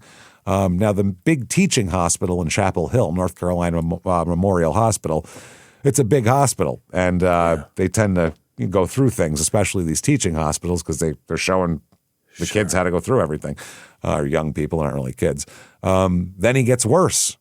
Damn. The doctors, he's got a bunch of doctors who are also working with the hospital's toxicologist, and they order a toxicology screen specifically to check for the poisons from the herbicides to see if that's what's overwhelming him. Now, the test results come back, and this is fucking crazy. The doctor says that he has, quote, 20 times the lethal dose of arsenic in his system. 20 times the lethal dose. Yeah. He said it's, quote, the most ever in a living patient in this hospital. Wow. Never seen a person with that much arsenic who's not dead. I want to give you some good news, bad news. I'm impressed. You are bad news. strong. I'm not going to be impressed long. You're an ox. Let me tell you that. So he should have been dead. Basically, they're like, I don't know how you're alive, but you have enough arsenic to kill a horse in your system. Literally, You got enough to kill 20 of you. Yeah, 20 of you. But apparently he is a real strong guy, and he had lost the full use of his hands and feet, and he was still suffering complications even after everything. So from a hospital bed here, basically the hospital and the State Bureau of Investigation called the police. Mm-hmm. They interviewed Dwight from the hospital bed, and he gave them the detail here. He mentioned, because they're just talking about his past and whatever, and he said, well, yeah, my wife's ex-boyfriend died of that Guillain-Barré or whatever the fuck it is syndrome. Died of beignets. All the beignets killed him. That's what it was. That wasn't powder on top. That's the problem. It wasn't powdered sugar. So they went, really? And they know that looks a whole lot like arsenic poisoning, the symptoms for that, the cops. So as soon as they heard that, then they basically, the cops said they looked at each other and smiled and were like, hold on now. Yeah. Back this fucking train up. And they also learned that Blanche had tried to make herself the principal beneficiary of Dwight's pension as well. Oh. And they were like, it's fucking crazy. Dwight said your body swells, you retain fluid, your kidneys shut down, nausea turns you inside out. At least 4 times during the week that I was at my lowest, the doctors called my family to come to the hospital and told them I was dying. Give this man his last rites and say goodbye. That's the craziest, horrible, that sounds terrible. It sounds of awful. A way to die. God, Jesus. That sounds horrible. It's months of pain and horror. It's fucking bad. You explode internally. Yeah, it just eats you. And wow. And then they said, well, we'd like to do some hair testing, because hair is when if you get some hair, you can tell exactly when they got, because the way your hair grows at a steady pace, they can tell exactly when you got doses of arsenic. It's like rings in there. Yeah, it's rings in a tree, essentially. Yeah. They can really get it down. And they said, why is your hair so short? Did you you cut your hair? And he said, yeah, that's because my wife came to the hospital with her brother, who's a barber, and insisted that I get a haircut. What? So they had to test his pubes. Oh. She didn't think to shave his balls. She forgot that part.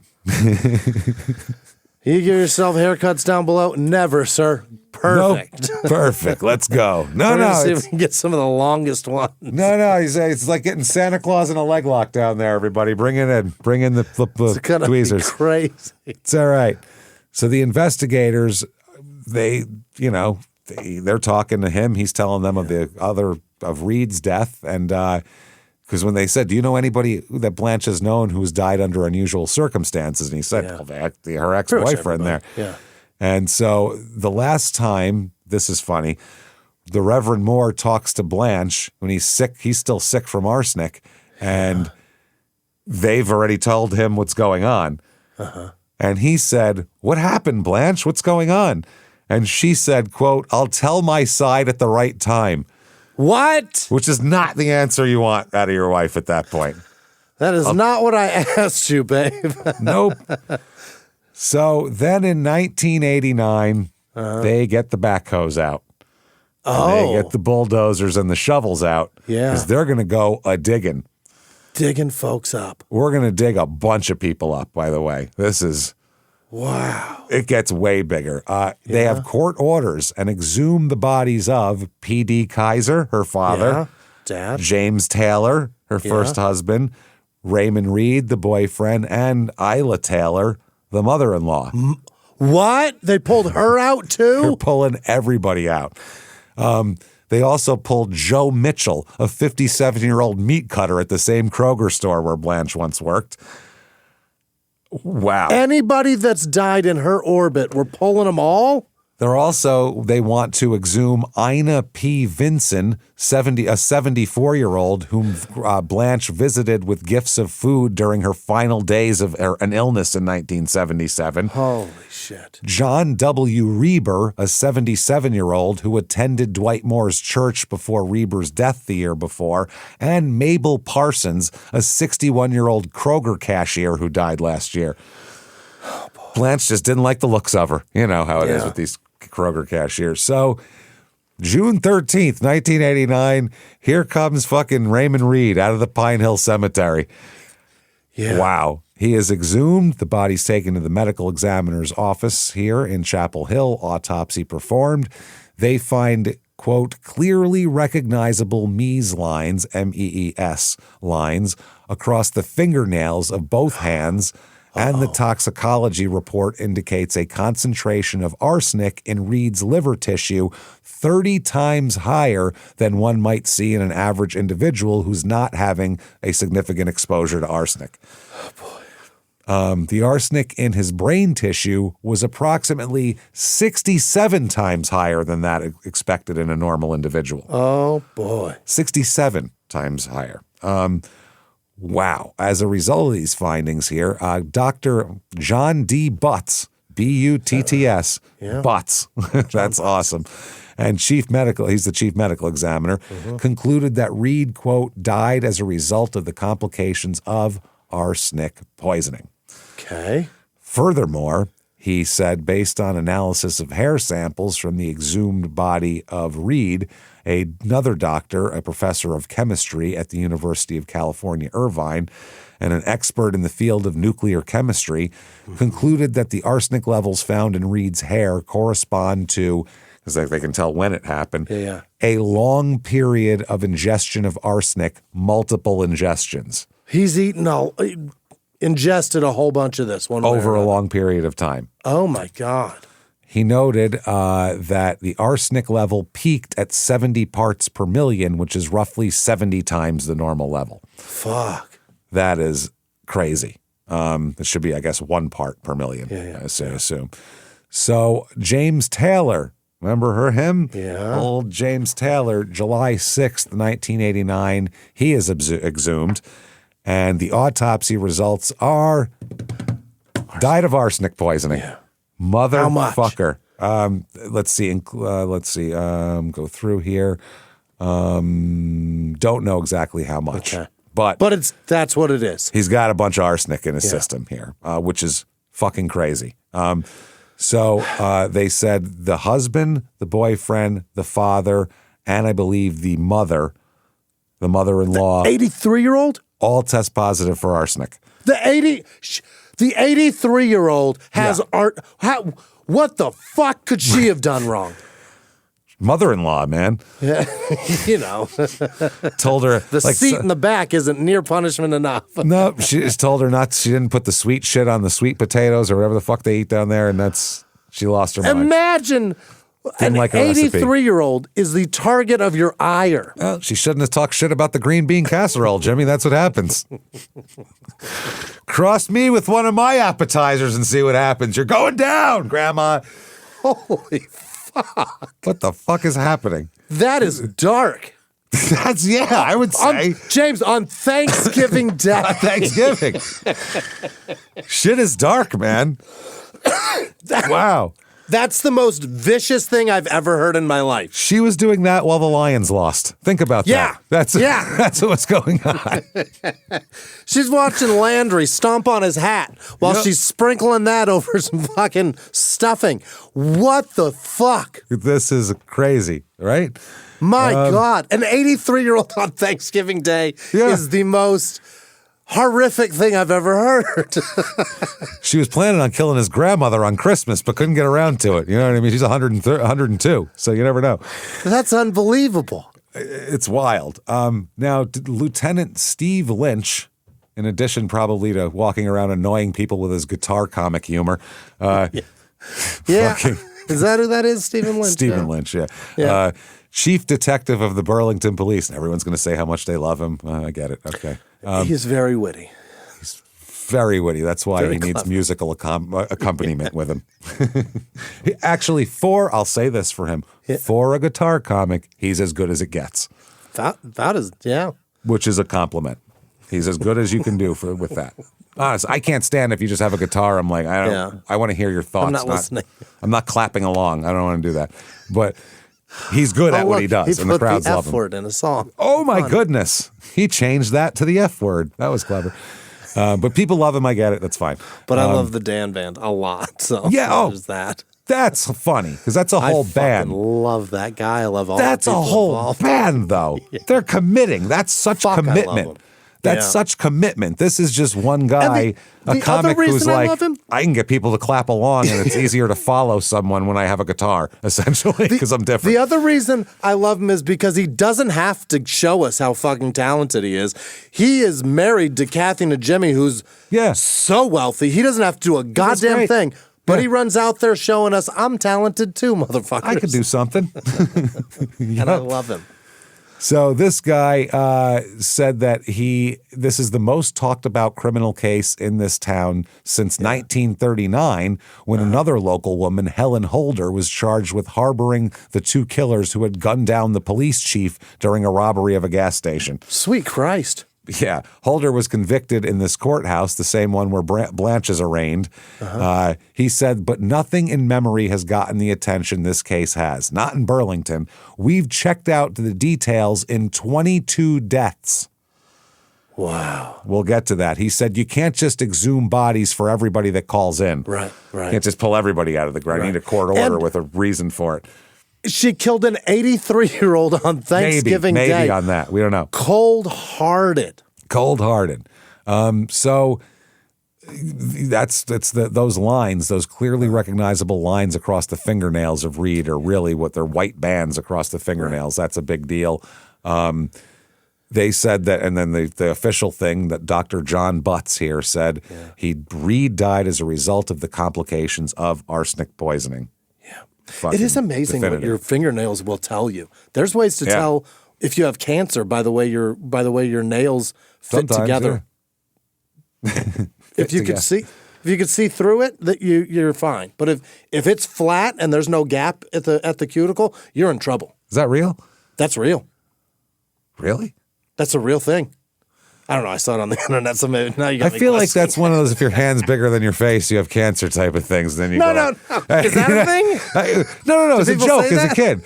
People go, if your hand's bigger than your face, you have cancer. And people go like that, and then you smack their hand into their face. You didn't grow up in New York. We were mean to each other. Okay. But yeah, that's a thing that's a cancer fact. That All right, good. I can see you through here. You can see through it? Hell there yeah. we go. We're doing All okay. right, baby. I'm not dead yet, baby. I'm not dead yet. That's a thing, though. Is it? Wow. I don't know. I know we your have nails your nails nurses tell and you if you're doctors. healthy or Someone not. Like tell us. things show up in your nails that I mean, you should probably know the things. You can't just decipher it. Probably No. the average person, but I'm sure a nail tech. So really, probably you should. dip your I hands was going in to say some you shit. should stop going to your doctor and start going to see the Go to nail Vietnamese tech. ladies down at the nail shop. They'll tell you whether you're fine or not. Go get a manicure. They'll tell you, oh, you got cancer. Yeah, they'll tell you have cancer, and you can go, oh shit, and they can emotionlessly tell you have cancer, and then they'll just keep. Very cold. Yeah. That's right. You want gel like or a not? doctor. Yeah, like doctors. That's what I mean. They'll get the attitude of a doctor of like, well, you Yeah. have cancer. I don't know what to tell you. There you go. Anything else? So, want a lollipop? So the chemistry professor here, the Dr. Vincent Gwynn, he's the guy who analyzed Reed's hair. And apparently it really locks in whatever's in your blood. So a strand of hair is like a timeline. Yeah. It's pretty fucking interesting. And they said that it was a long period of ingestion of arsenic and multiple ingestions. So he could see no arsenic for a couple weeks here, a bunch of arsenic for a couple weeks here. You can look at it, which is wild. And he said the hair said again and again and again, arsenic, arsenic, arsenic here. Wow. This Dr. Gwynn, by the way, is the same nuclear chemist who did the neutron activation analysis on the bullet fragments from the JFK assassination in the 70s. I think it was for the Warren Commission, possibly. What did he figure out? He measured the bullets, the JFK bullets that came to Winston-Salem to measure. Yeah, he measured those. Okay, there you go. I don't know what he found. Probably nothing because they still don't know what the hell happened. He found some neutrons, James. Yeah, these are bullet fragments. And they went, yeah, we know. He's got a fucking hole in his head. And he goes, well, I'm a chemist. I don't know what to tell you. I think he died of gunshots. I'm looking at these fragments and they don't look good. If they were in my skull, I'd say I was dead probably. These went through a body. That's my professional opinion. One of these exhumations is the coworker, Joseph Mitchell, the meat cutter there, who was 57. His body showed no elevated arsenic, and he died of natural causes. Damn. So he actually did die. It was just right in the cluster of this time, so they had to check on it, basically. Now, one little lesson here on how arsenic works, because I don't know if everybody really... I don't know a ton about it. So no, there's a reason they put skull and crossbones on that fucking rat poison. Poison is what I see. I go, don't touch that. It's bad shit. So it's a naturally occurring element here. Right. It's been around. People have used this to murder people for thousands of years. Yeah. I mean, I think it was in This is biblical shit. Yeah. There you go. The Romans, well before Shakespeare, the Romans, this is how they would kill each other. I mean, you want to knock off... and that. Yeah, you want to knock off your uncle who's the emperor so you can be the emperor. This is how you do it. Yeah, and arsenic's just in the environment, right? It's in water and stuff like that? It's a naturally occurring substance. Absolutely. Yeah. They call it inheritance powder, which I think is... they've called it that since like the 1200s. That's amazing. Some comic in the 1200s put that on like his Stone Instagram page. He hammered that into a tablet. Put it up against the wall, and he's like, as people went by, they just gave thumbs up. He picked that up off a bar stool on a stone and read, inheritance powder. Yeah. Then somebody picked up a stone and started chiseling, and he's like, what are you doing? He's like, I want to share this. He's like, that's how you had to share back then. It's very difficult. Yeah, I'm making a greeting card. I'm sharing. So it's a powder. You can make it into tasteless, odorless white powder. You'd never know it's there. That's what's fucking crazy. The most frightening substance on the planet is what it's terrifying. Called. Yeah. You can just put it in food and drink and no one will ever fucking know about it, especially if it's something that tastes strong. You'd never think of that. Yeah. Now, the one way you can do it is one massive single dose. You can kill somebody very easy with a big dose. Yeah. But the problem is any doctor who takes one look at the corpse knows exactly what happened. Okay. That's the issue with that. If a healthy person just eats something, then keels over, the secret's out. It's getting investigated, yeah. But the second way is to low dose poisoning over weeks and months, which makes it look like someone is chronically ill. Gradually getting sick. And gradually getting sicker, and it mimics shitloads of very common things, as we saw. That's why they keep getting misdiagnosed. Yeah. So it looks like the flu, like a stomach bug, nausea, vomiting, diarrhea, weakness. Then it starts to attack the nervous system, numbness and tingling in the hands and feet. Doesn't that sound just like the other syndrome? Yeah. That's the problem. So much trouble. Then it hits the skin, rashes, swelling. Eventually you can swell so much the skin can split. That's insane. That is disgusting. Holy Horrible. shit. It fucks the kidneys up, the marrow in the blood, shuts down your systems one at a time. And basically in the 60s, 70s, and 80s, if someone wasn't thinking there's a probability this person's being poisoned, they're not going to look for that. They're just going to take normal medical things, gastroenteritis, shingles even, heart failure, because they thought Dwight had shingles when he first went to the hospital. They thought, you got a few flu-like symptoms from shingles. That's what they thought it was. And then he got worse. It essentially just sits on the side of your house and flips each little breaker until they're all off. Living room, you don't need in your laundry room. And the outlets. And the kitchen. And AC units. GFI units there. Not going to need that fucking dryer. main breaker. Yeah, goodbye. That's all it is. Wow. And the bands go across the fingernails, and there's also the hair, and that's the one that really locks in the toxins here. Like I said, with the hair, they don't just say there was arsenic. They can basically tell you the specific dates when there was arsenic. Yeah. Looking it over. I mean, they can kind of figure it out and get within about a week of when the fuck this happened. Yeah, because a hair only grows like a quarter of an inch a week. Yep. So if you've got 2 inches of hair, you've got so much time. It's like a stock ticker. Yeah. Back in the day, they're coming out of the thing. You can look, it was higher yesterday. I mean, it's... Yeah. Wow, oh no, I'm losing money. So Then they had to trace the poison. Where'd she get this poison? The problem is, this isn't a controlled substance. This isn't something you have to sign for. You can go into any hardware store and buy poison. It's at Kroger's. It's at Kroger's. It's everywhere. You can go anywhere you want. Now, the specific arsenic that they got here, that she ended up getting, was anti-ant, ANTI-ANT, ant killer, or in her case, kill your aunt. People, maybe people killer. Yeah. It was manufactured by a company called Atla Chemical Company in McLeansville, North Carolina. Little company. They just make poison. Oof. Gross. Now, the owner of this company, Peggy Vaughn, said that her company had made anti-ant for over a decade and that arsenic is the main active ingredient, poison. And that the state's exhibit later on, they showed us, is this what you sell? And she said, that's the same shit. That's what I sell. Looks just like it. So also a Kroger coworker named Brenda Green remembered Blanche recommending anti-ant to a customer as good stuff, works well. It crushes. As an ant killer.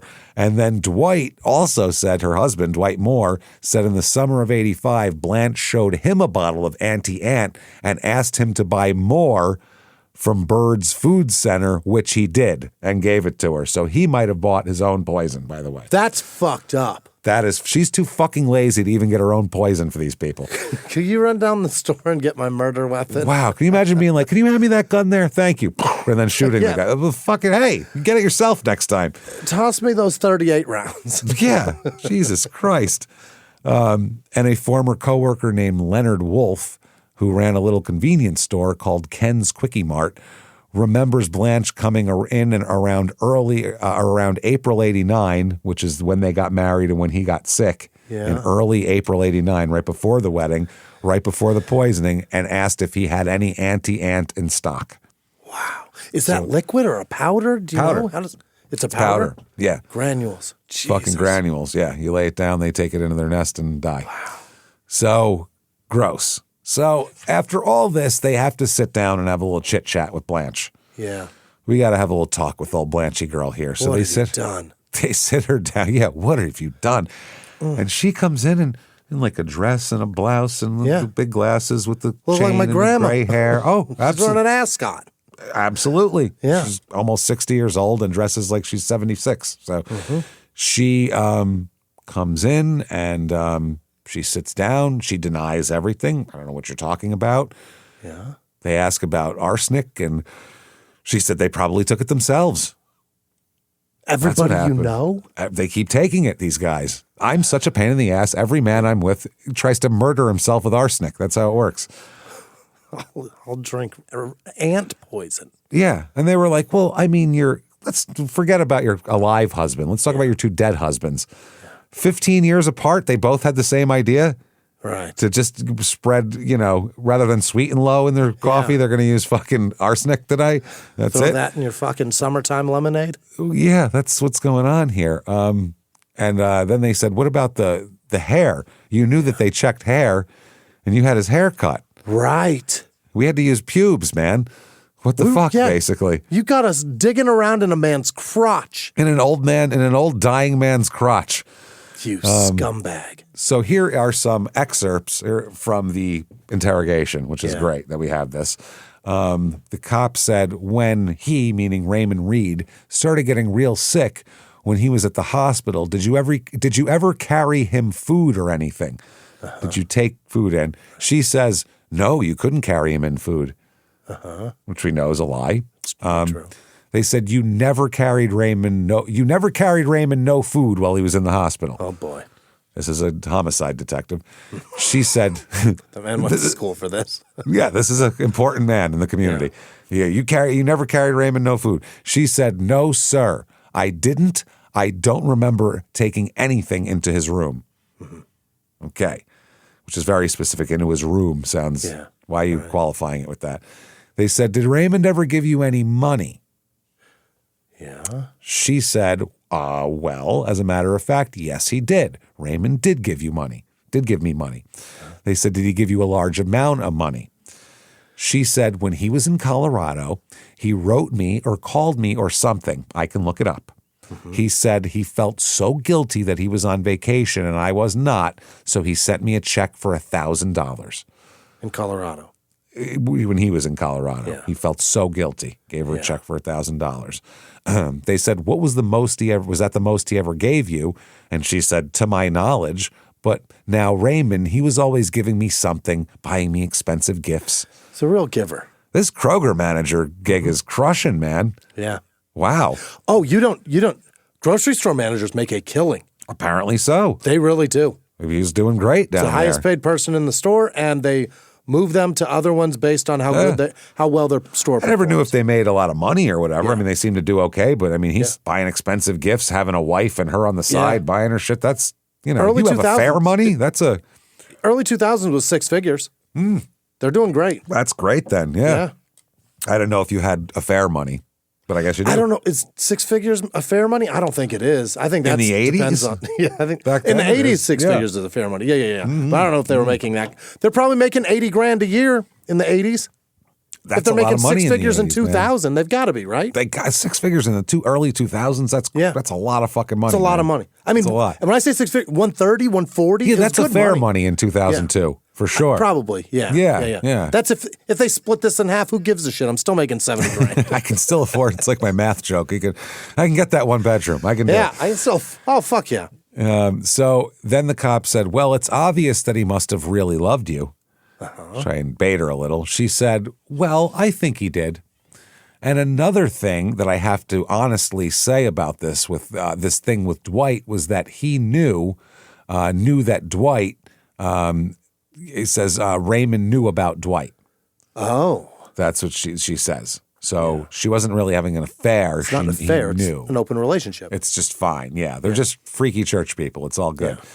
They said, we cannot ignore the fact that you got a husband here with arsenic in him. If Raymond Reed had got it in him, you're the only connection between the two.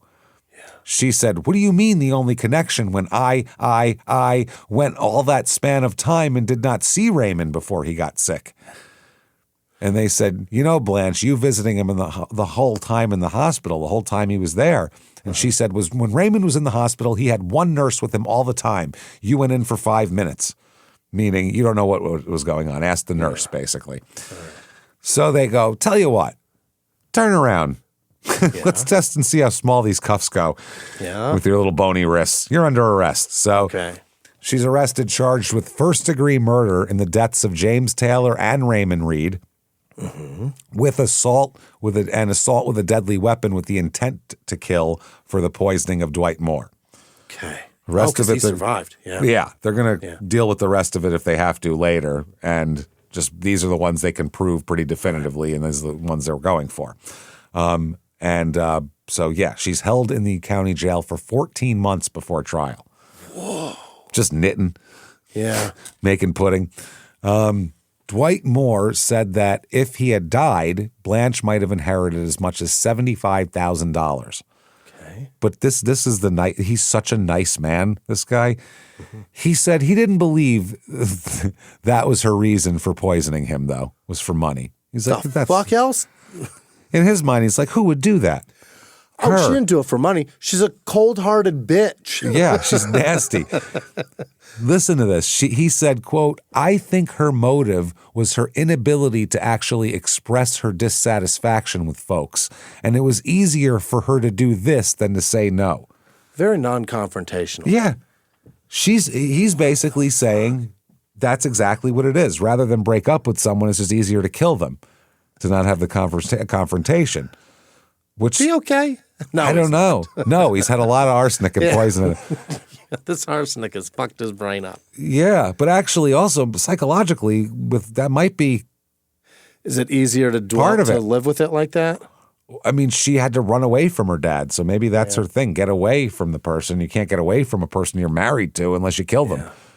I mean, he may have to rectify it with those words, because otherwise he laid next to a murderer every goddamn night. Yeah, and for money too. Yeah. This makes her like this is a really generous view of things.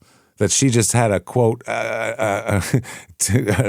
an inability to actually express her dissatisfaction with folks. With folks. That's the most generous thing ever. Of she got people to sign over their will shit and then killed them. That seems more to the point. Down homesy. Yeah. This is almost folksy the way it's this way. It's almost a folksy murder. So Dissatisfaction, folks. Dissatisfaction with folks. I mean, how nice does he sound? You could burn his house down. He goes, well, I think he was just testing the veracity of a Zippo, really. I mean, he wanted to make sure it was a fine piece of equipment he had, and it was operational. I think he just wanted to see if the 2x4s would stand up. You know what? I can understand the curiosity. He's a real kind man. Now, the locals freak out about this shit. Yeah. And it's funny because it's not our normal freak out way. Our normal freak out way is they buy door locks and guns and alarms and, lose their fucking minds and don't let their kids go outside. Auntie's not invited to Thanksgiving anymore. Yeah. This is almost like funny because they're like, well, she can't hurt me. She's an old lady in jail. So it's like, no one's going to break in my house. You had to be married to her. So people are almost like, it's almost like it's like not a joke because they know that these poor guys died. It's very serious, yeah. It's very serious, but it's also like this fucking nice old lady just killed people. This is nuts, right? For almost no gain. That's what's crazy. She really didn't get much. Yeah. So Rick Wolf, a clerk at the convenience store near the church that Moore was a pastor at, remembers her coming in a few weeks before her husband's illness. And this is a different clerk, by the way, than the one they talked to before. Yeah. He said, quote, she wanted Auntie Ant. I told her we didn't have any. She said to get some and that it's good stuff.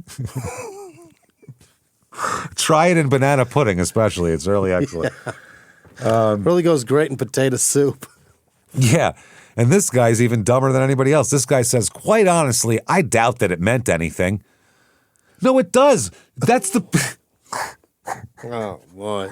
I mean, I know she was looking for the poison that she used to kill a bunch of people with, but I don't think that she was looking for... I think she just really had ants in that visit. You should get it. It real fucking works. It's good stuff. I don't think she meant anything by it. I think she meant it fucking works. I would think, it kills shit, whatever you put it on.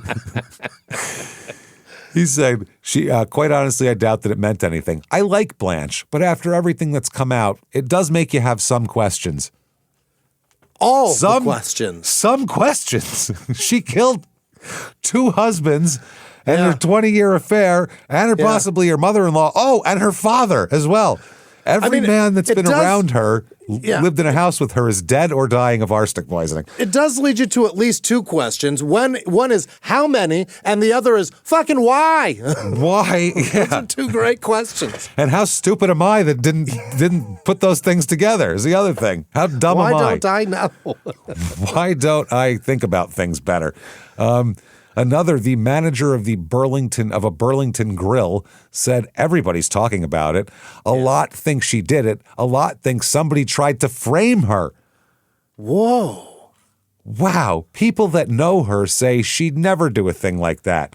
Concerning her father, they just can't believe it. Okay. Wow. Then the victim's relatives come in. They're a bit disturbed, and they're even more disturbed by the fact that people don't think that she did it, even though it's pretty obvious she did. I mean, you fucking break here. Yeah. Curtis Parsons, who is the brother of Mabel Parsons, who died in October of what he thought was lung cancer. That's a lady that Blanche had visited in the hospital a few days before her death and brought her fucking food. Wow. He said, it was a complete surprise to me when police called me about my sister's death. It's very difficult to go through the death of someone you love and then to have this crop up. Either Blanche Moore was the sweetest woman who ever lived, or she's a killer. Or the fucking devil. No in between. There really isn't. She's either... Yep. He said, and now there's talk of exhuming more bodies. Well, we'd just like to see the whole thing laid to rest. Well, the only way. Thankfully, you're not the district attorney, thankfully. You're the prosecutor's office. We need to see how many people this broad killed. Yeah. That's what we need to see. I mean, I get that you don't want it popping up and your sister's dead either way, so fuck it. But I'd want to know if my sister was murdered or died of natural causes, for Christ's sake. I mean, hopefully at the end in the interrogation when we have, or in court or whatever, when we have definitive evidence to really give her the the what for and make sure that she recognizes what she's done. Maybe she'll just be like, all right, here's all of them. All right, but fine. in the event that she fucking doesn't, get out the John Deere. Let's go do this. Yeah, let's break out the shovels, boys. So she's in jail awaiting trial, and a letter arrives to police. Oh. It is a letter signed by a man named Garvin Thomas, who was a local man. He's a guy who exists. In it, and this is remember the person said someone was framing her? Yeah. Well, in it, Garvin Thomas confesses to murdering Raymond Reed and to attempting to murder Dwight Moore.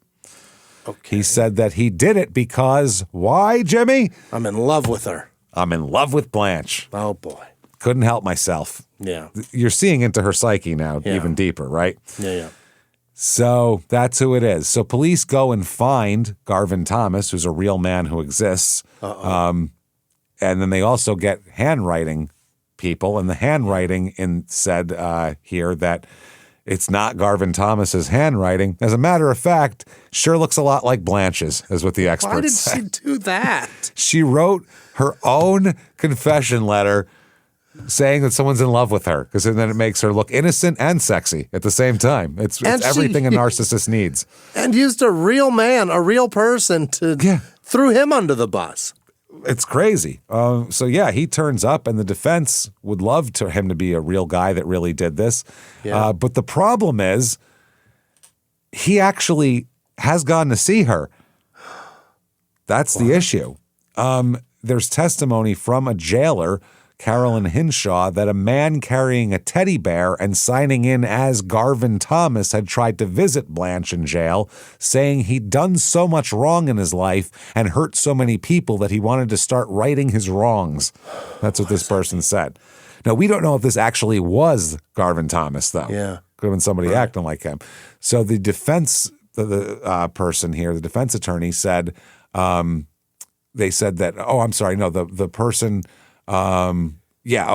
said that when her boss heard about the teddy bear visitor, they arranged a meeting with Garvin Thomas, at which he had reportedly said he knew he was going to die, and he knew Blanche hadn't done the things she was accused of, and that he'd hurt her and her family, and he was sorry.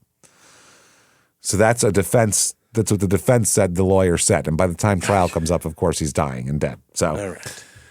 Anyway, that's the thing. Was there a guilt-racked secret admirer, trying to right his wrongs, carrying fucking teddy bears, or what?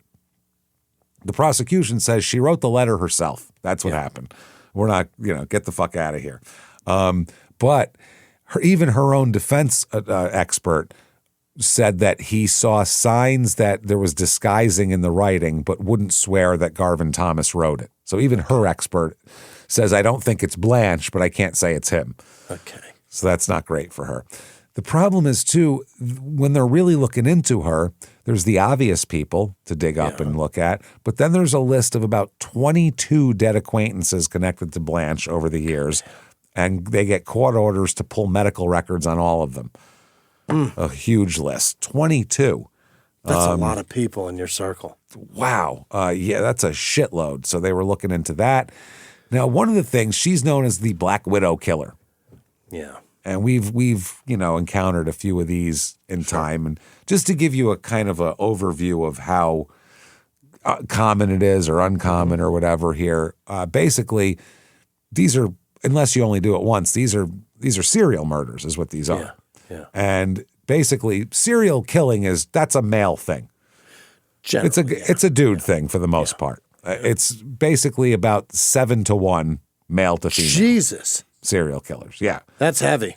Yeah. Women kill people who are close to them. They don't kill random people. They don't get satisfaction out of that. Yeah. It's children, not the same husband, thing. whatever. Yeah. They kill people they're close to. So, and also they'll stalk and do all this shit, and women don't do that. Most of the time, sexual element. That's so fucking gross. But even if it's not a sexual element to attack them, this is giving them some kind of sexual satisfaction. Sexual element involved in this, and he might come in his pants killing. Exactly, like BTK. Yeah. So, women though they kill people, they know, and for hundreds of years, poison has been their main murder weapon. Because a lot of times they're dealing with someone who's physically stronger than them, bigger than them, things like that. So, and they're trusted to make meals also. So that's what you end up with. And it doesn't require a struggle. It doesn't do anything. So the Black Widow one is a woman who systematically murders partners and spouses and family members over a long period, usually for profit, insurance, estates, and poison is a big way they do that.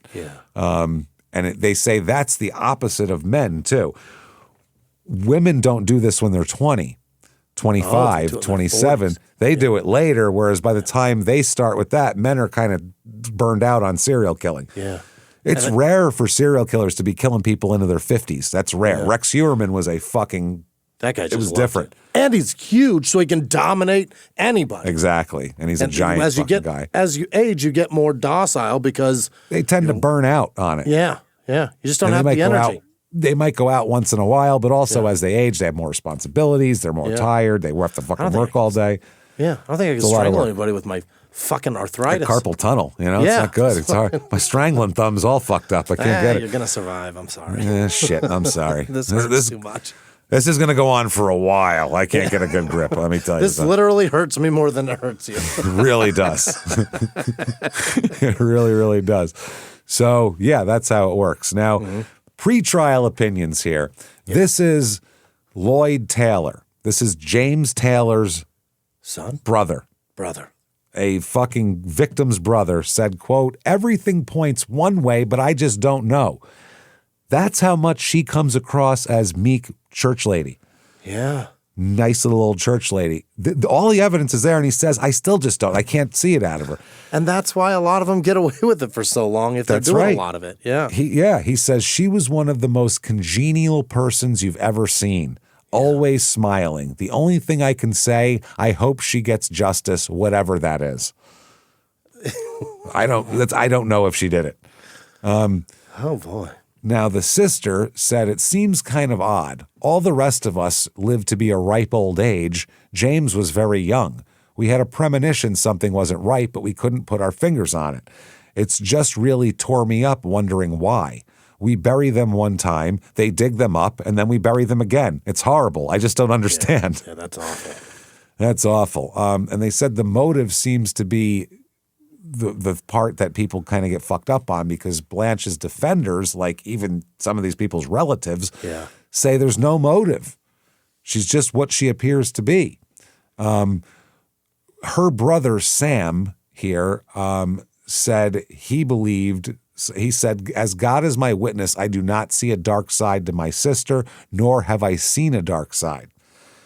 And he said she believed that the guy who she said wrote the letters, he's the actual killer. That's what he believes. It's unbelievable. It's absolutely unbelievable. He went on to say she was more willing to give to people than to receive from people. She didn't give arsenic. Yeah, that's the problem. She didn't believe in making her good deeds known. She was just a caring person. Wow. Okay. Now, her sister said, one thing is certain, behind the headlines is a person who is not capable of doing this. And certain. Here's a coworker. This is what I love. At work, somebody hates you. Guaranteed. Especially if you're head anything, somebody hates your ass. No matter where you're at, unless you are, and even then, people hate you. And no matter where you are, hate you. Somebody despises you. They will at least talk some shit if you're gone. Now Kroger had given her top ratings at her job and called her a good leader in reports and used her to train cashiers. But one of her coworkers said, if you got on her bad side, she could be vindictive. Everyone thought she was two-faced. She could be very underhanded. That's what a murderer is. That's the real deal right there. That's the person that saw it. Ask the broad working the checkout counter next to her if she's cool or not. You'll find out fast. That's it. Now, the Reverend Moore, wow. He said that, quote, she seemed to be a Christian woman that would make a good mate for a minister. That's why I married her. Seemed like a nice Christian woman. He says that, he says he still feels numb. He says he knows she gave it to him because she had to have. There's no one else that could have done it. He says, quote, I'm not harboring any bitterness. He's the nicest man who's ever lived. He's just nice. Did he kind recover man. fully? I can't be. Something's got to be Something's in his wrong. brain. This is horrible. I mean, the poor guy, but I think he's just a nice guy. I think he's he read the Jesus stuff and went, oh, yeah, do the stuff that Jesus said to do. Yeah, that's do the what nice thing. And yeah, I think I'm he read alive, that part. so It's wild. He said, I don't have any need for vengeance. I'm trying to concentrate my energies on recovering, not being consumed by hate. Well, you almost didn't. Wow. He almost didn't. Now, her attorney says, quote, she's been anxious about all the negative little things that have come out in the whole 14 and a half months. She's had a desire to respond and has had no forum. Thank fuck, because otherwise she's going to end up like Corey Richins having all of her fucking texts going, they're going to pay for what they did to me, that judge, and how dare he, and make it worse for herself. This isn't better. Speaking in Carney with her mom. Yeah, like Mackenzie there. So the lawyer also said the defense will show that she was a kindly woman who loved the men in her life and suggested the victims ingested arsenic in other ways. Just happened to keep ingesting it. He said, we'll be suggesting possible alternatives. There's so much to be said, and I want to get on saying it.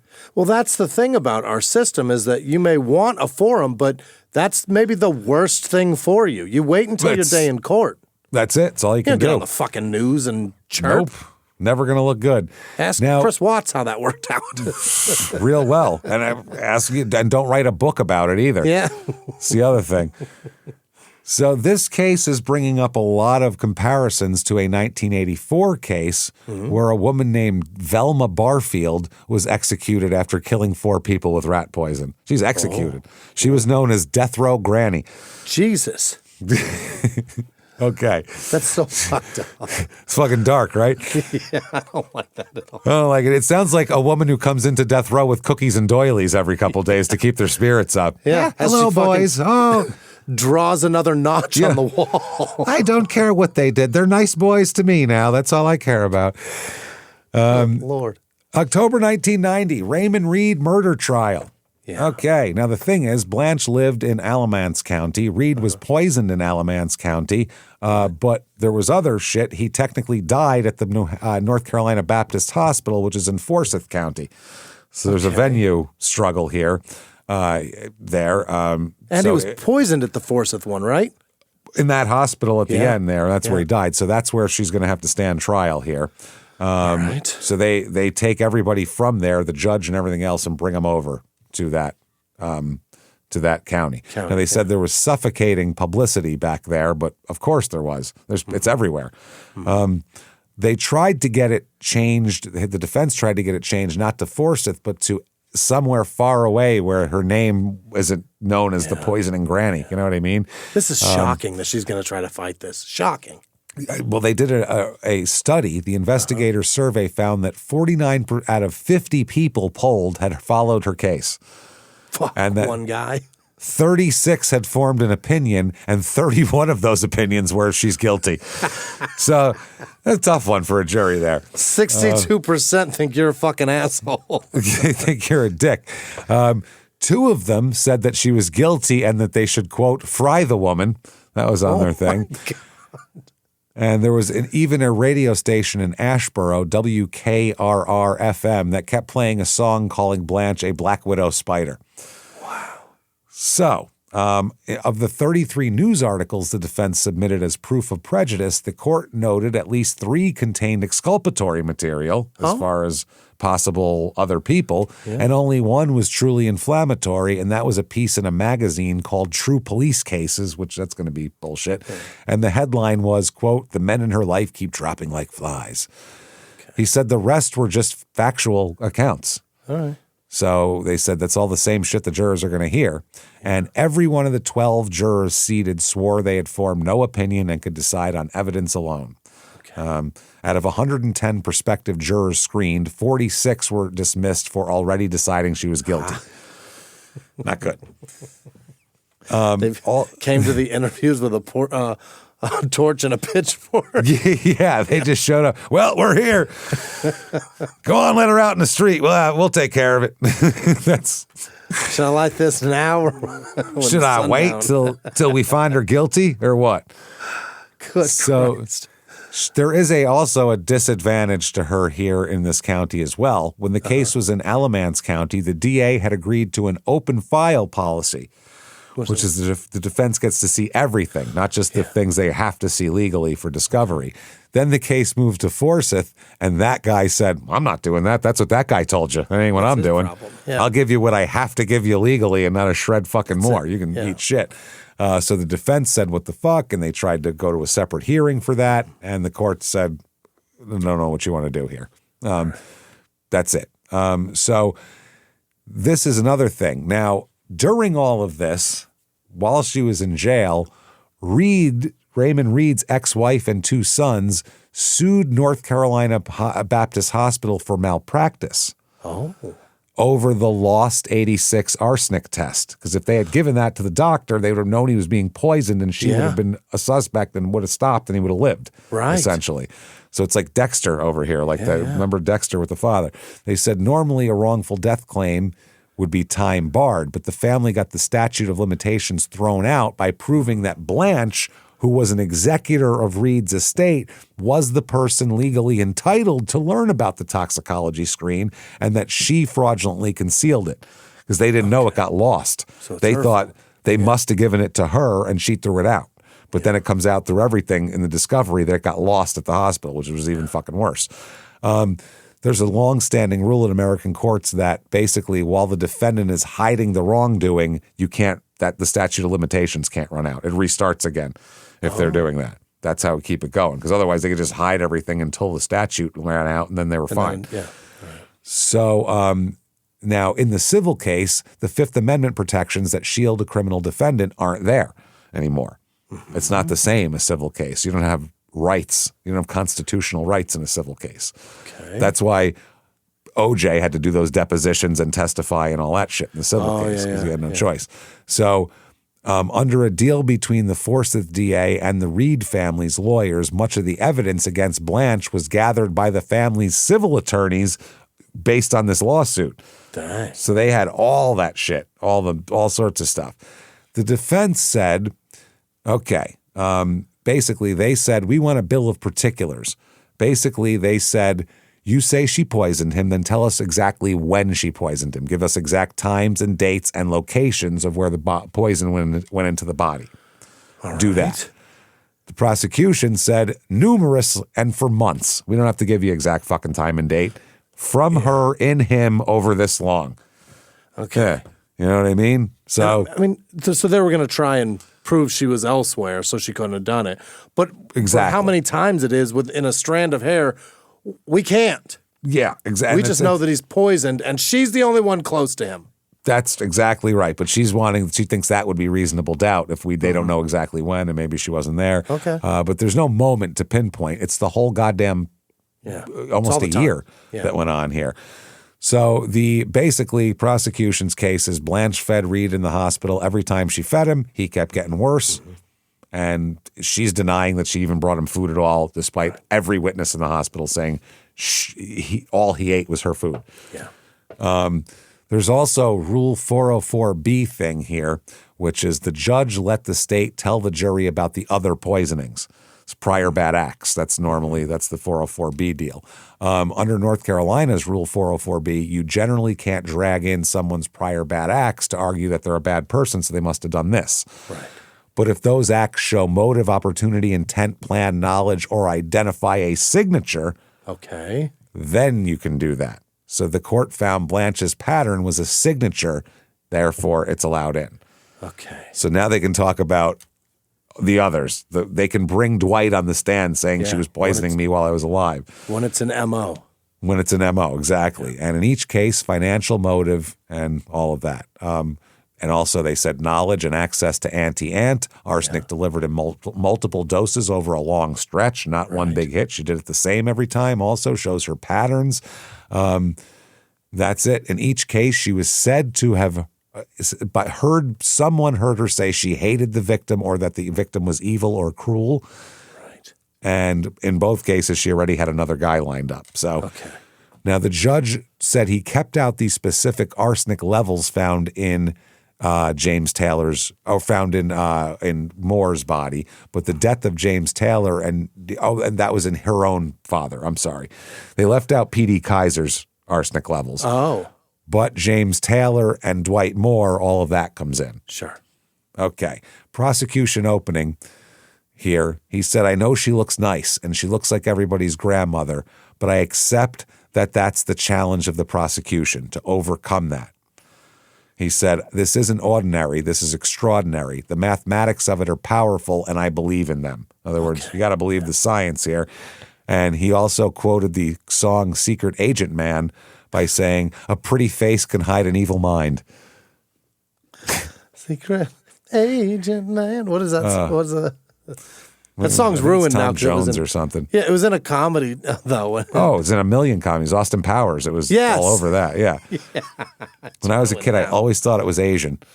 Secret Asian Man? I didn't know why. I was like, why is he hiding that he's Asian? It was so, I didn't know what it meant. So I was just like, whatever. I don't know. Some guy doesn't want everybody to know he's Asian or something. That's what I thought the song meant. I had no fucking idea. Seems Because I was pretty a dummy. obvious, guys. Why is everybody... Yeah. What are we kidding me here? Why What's is everybody going so snowed around here? on? How is this a secret? I don't get it. It's a bad secret. Yeah. So there's Nurse Wanda Moss. She's a very damaging witness here. She described Reed being fed through a narrow Dobhoff tube that clogged easily, and how the nurses cleared it by syringing Coca-Cola through it. Oh, Jesus. Like a truck engine to get, get the shit off. The Coke sat unattended in the room, and the syringes were in an unlocked closet right next to the Coke. She may have done it with that? Could have just put it right in his feeding tube. Good Lord. Blanche was frequently present for all of it. Also, they said what did you see her bring from home? Peanut butter milkshakes, banana pudding, tomato pudding.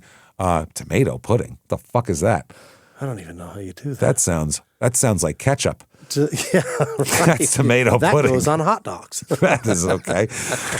Oh, wow. Cornbread, milk, and also notes showed that he was repeatedly complaining of nausea in the day after he was fed by Blanche. A bunch of soft shit that dissolves powder very easily. That's what he had. Yep. And could be put in a tube. Yeah. Also, this nurse said she never saw anyone but Blanche bring him food or feed him. Uh-oh. As well. Lisa Hutchins, the lead ICU nurse, said that on October 1st, when he was feeling good, she saw Blanche feeding him banana pudding, and that 2 days later he was begging her to not let him die. Oh, my God. Stephen Reed, the son, talked about my father's skin splitting. Oh, shit. In 24 hours after eating a breakfast that Blanche prepared for him. That's crazy. The treating physicians walked the jury through months of multiple system failures and misdiagnosis and everything else. Each one of them, in hindsight, saying, now it's obvious, it's arsenic. That's what's doing this. Being poisoned. John Butts is in there, Dr. Butts. Yeah. And they bring it in. They talk about the 30 to 67 times the normal tissue levels and all that kind of shit. The anti-ant lady testifies. Saying, and other people testify saying they heard her recommend it to people at various times. And the storekeeper who asked for it the week that he was killed. There's a handwriting expert who told the jury that Garvin Thomas's confession was written by Blanche. Yeah. Then they bring up the old good Reverend Dwight Moore up on the stand and sit him down. And the lead prosecutor, Janet Branch, she'll be Janet Downing later. Remember that because I got a crazy story about her when this is done. She's doing the questioning. A few questions in, for some reason, Janet Branch became overwhelmed and burst into tears. Oh. And then after about 30 seconds, she just stood up and fled the courtroom. She couldn't continue. The prosecutor. She just started crying out of nowhere? Out of nowhere while questioning her own witness. And the defense moved for a mistrial, saying this display of emotion tainted the jury. And the judge just took a recess and polled the jurors on whether the prosecutor's exit would affect their impartiality. And they said, no, we don't know what she's got going on. Maybe I don't know what the fuck that is. She broke up with her boyfriend yesterday. I don't fucking know. Yeah, we don't know what's going on. And they went, all right, case continues. So her defense, led by attorneys here, had it's tough. They get a handwriting expert who kind of muddies the waters, but even he wouldn't say it was definitely Garvin Thomas that wrote the letter. The teddy bear visitor testimony they put on the will attorney who described Blanche basically steering the will toward herself, which turned out to be not a great witness for them. Then Blanche testifies. Hell yeah. Her best course of action is look at me and listen to me talk. I couldn't do this. Even these victims' families believe it, some of them. So right. Why not? So she dressed up, and I mean, she is in a blue suit with a white blouse, pearls, the big glasses, holding a tissue, acting best ascot, acting much older than she is, she denied everything, all the physical stuff. She said that while Reed was in the ICU, she only recalled him being fed by a tube. She denied ever seeing him have any food at all in that period. She denied bringing him banana pudding or peanut butter milkshakes, even though they had a shitload of people saying the opposite. What the fuck? People swore that they watched her spoon feed him, not just giving him shit. And she says no. Yep. She denied having anything to do with Reed's will, even while admitting that he had given her power of attorney. And even though the goddamn lawyers who did the whole thing testified, and so did the nurses. It's crazy. She admitted she'd heard of Auntie-Ant, but never bought it, never tried to buy it, and never recommended it to anyone, even though several people say the opposite. She never said good stuff, Maynard? Never, yep. And then she flatly denied poisoning everybody. So she just went against all the evidence and said no. Nuh-uh. In closing, the prosecutor said that he only needs to prove a reasonable explanation for a man dying of repeated arsenic doses fed by a hand in the hospital by one specific person. People keep dying in the same way around this lady. It's pretty clear. Yeah. Now, the defense said, come on. I mean, look at her. She's an old lady and stuff. They said this is That's what they said. They said this is all circumstantial. There's Garvin Thomas. There could be another secret admirer out there. And, she's a lovely 60-year-old church lady. And, she provides for her kids and she brought kindness to the community. What are we talking about here? Maybe there's a rogue nurse in these hospitals. You've heard of that a million times. It's been both the hospitals, so maybe it is. And then what about James Taylor and his mom, though, and her dad? That's the other problem. Rogue nurse. Rogue nurse broke in the house on Thanksgiving, poisoned the old lady. her dad molested her too. That's what happened. Rogue nurse, man. Rogue nurse. Now the verdict comes in here. Now the jury does not have the option of a lesser charge. It's only murder. First-degree murder, because second-degree murder, you can't accidentally administer arsenic for a year over to somebody. There's no... It's either premeditated and cold-blooded or not at all. Oh, boy. So there's a lot. She is found guilty of first-degree murder. Okay. Now, during sentencing, by the way, death penalty on the table. They're going to roast Grandma. That's a tough one for a little old lady sitting there. And to point at her and go, we're going to kill fucking... Nice brooch, bitch. We're going to kill Aunt Grandma over here. Because I don't know which one she is. Christ. So the jury found two aggravating circumstances. The murder was committed for monetary gain, the insurance, the estate, and she steered her boyfriend into signing a will with a nod. Right. And two, the murders were especially heinous, atrocious, or cruel, which I couldn't agree more. Those are brutal. It's so fucked up. Now, mitigating circumstances are that she provided well for her children growing up, that when she learned of the arrest warrant, she surrendered peacefully. She didn't go down in a firefight. Hold on, let me get these big church glasses off. I'm going to start bucking shots at the cops. And that she'd shown concern and kindness for others in her community. Okay, so the mitigating is, look, I thought I could get away with it. That's what they just said. That's it. Mitigating circumstances is, come on, she's a nice lady. Not me. They're not going to believe it. Look at her. Wow. Yep. In the prosecution in closing said that Reed's murder, quote, set a new standard for cruelty in the history of this country and that Blanche deserves the ultimate penalty. See, this is 10 months of torture. This is, find me another murder case where someone tortures someone for 10 months. Right. Good luck. It's hard. Keeping them on the edge of death and back and forth. This is fucking crazy. This is like a Saw movie. She thought she gave him enough, and then they made it out, and she thought she gave him enough. Every time, she didn't think that she was just slow. I think she thought she was giving him enough every time. I think she wanted it to mimic. Yeah. You know what I mean? 67 times the lethal dose, James. That's a lot. She thought she gave him enough. But that's what built up, too. That builds up in there. So I think. So that's the thing. But maybe that's what it is. Maybe she kept going, damn, I keep trying. You get it and you cycle it out of your body because it's a naturally occurring thing. It's got to be able to be processed. And then if you beat it, you got to be dosed again. I only say I think she knew what she was doing this way because she did it twice this way. Yeah, yeah. You know what I mean? I think she thought the first one would kill him. She was still doing it the same way to the Moore guy while he was in the hospital. She likes to drag it on over months because it worked the first time. But I don't know. You could be right. I'm not sure.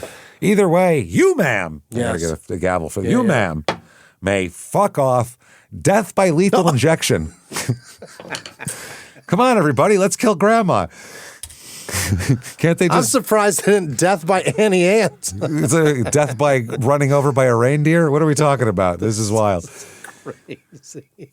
So the state drops the remaining charges. James Taylor's murder, Dwight Moore's assault, because, let's face it. She's going to die.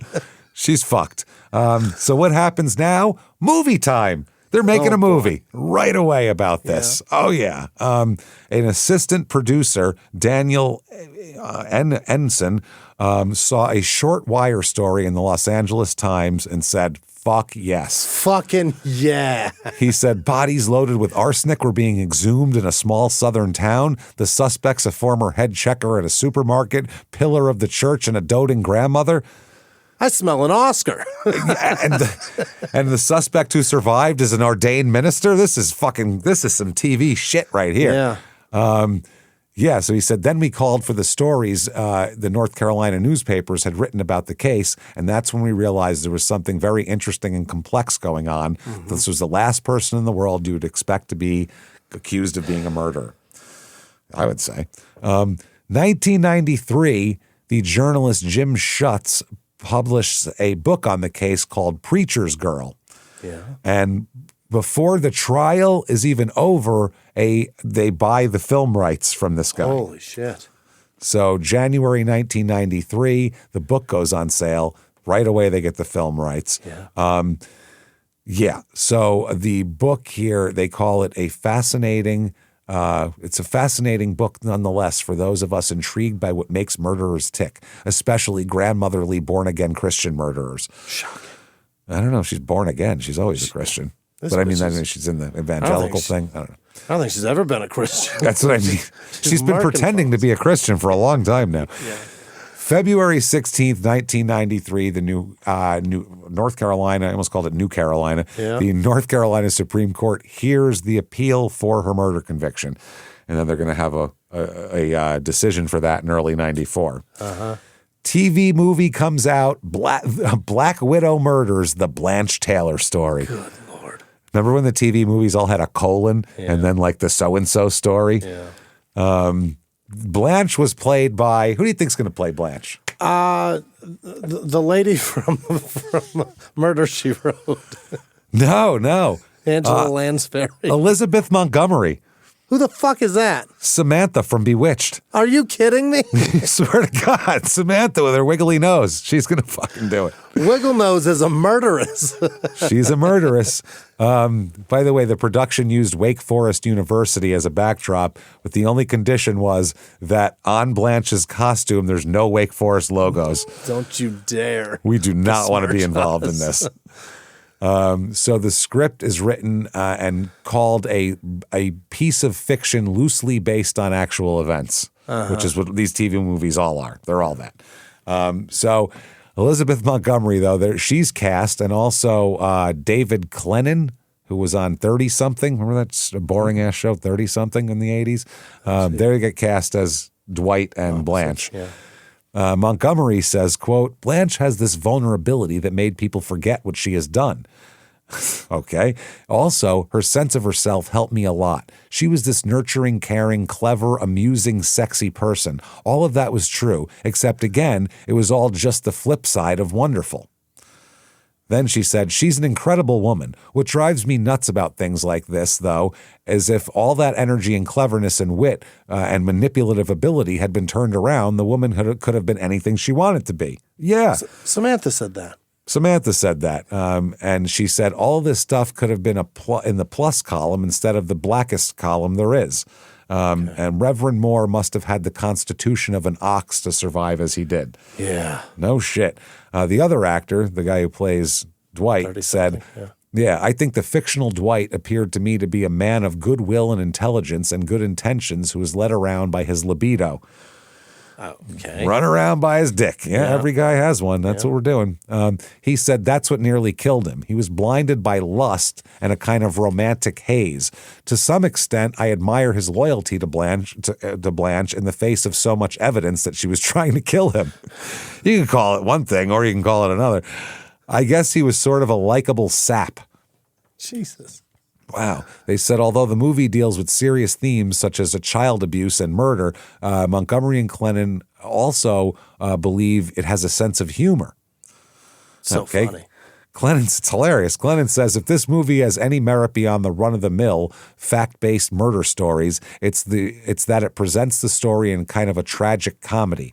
I don't know if the comedy part is going to work, but there's potential for a great deal of laughter at the absurdity of the behavior of Blanche Moore. Yeah, we know. We just did it. It works. It's great. 3 hours worth. It works. 7 episodes of it. It's perfect.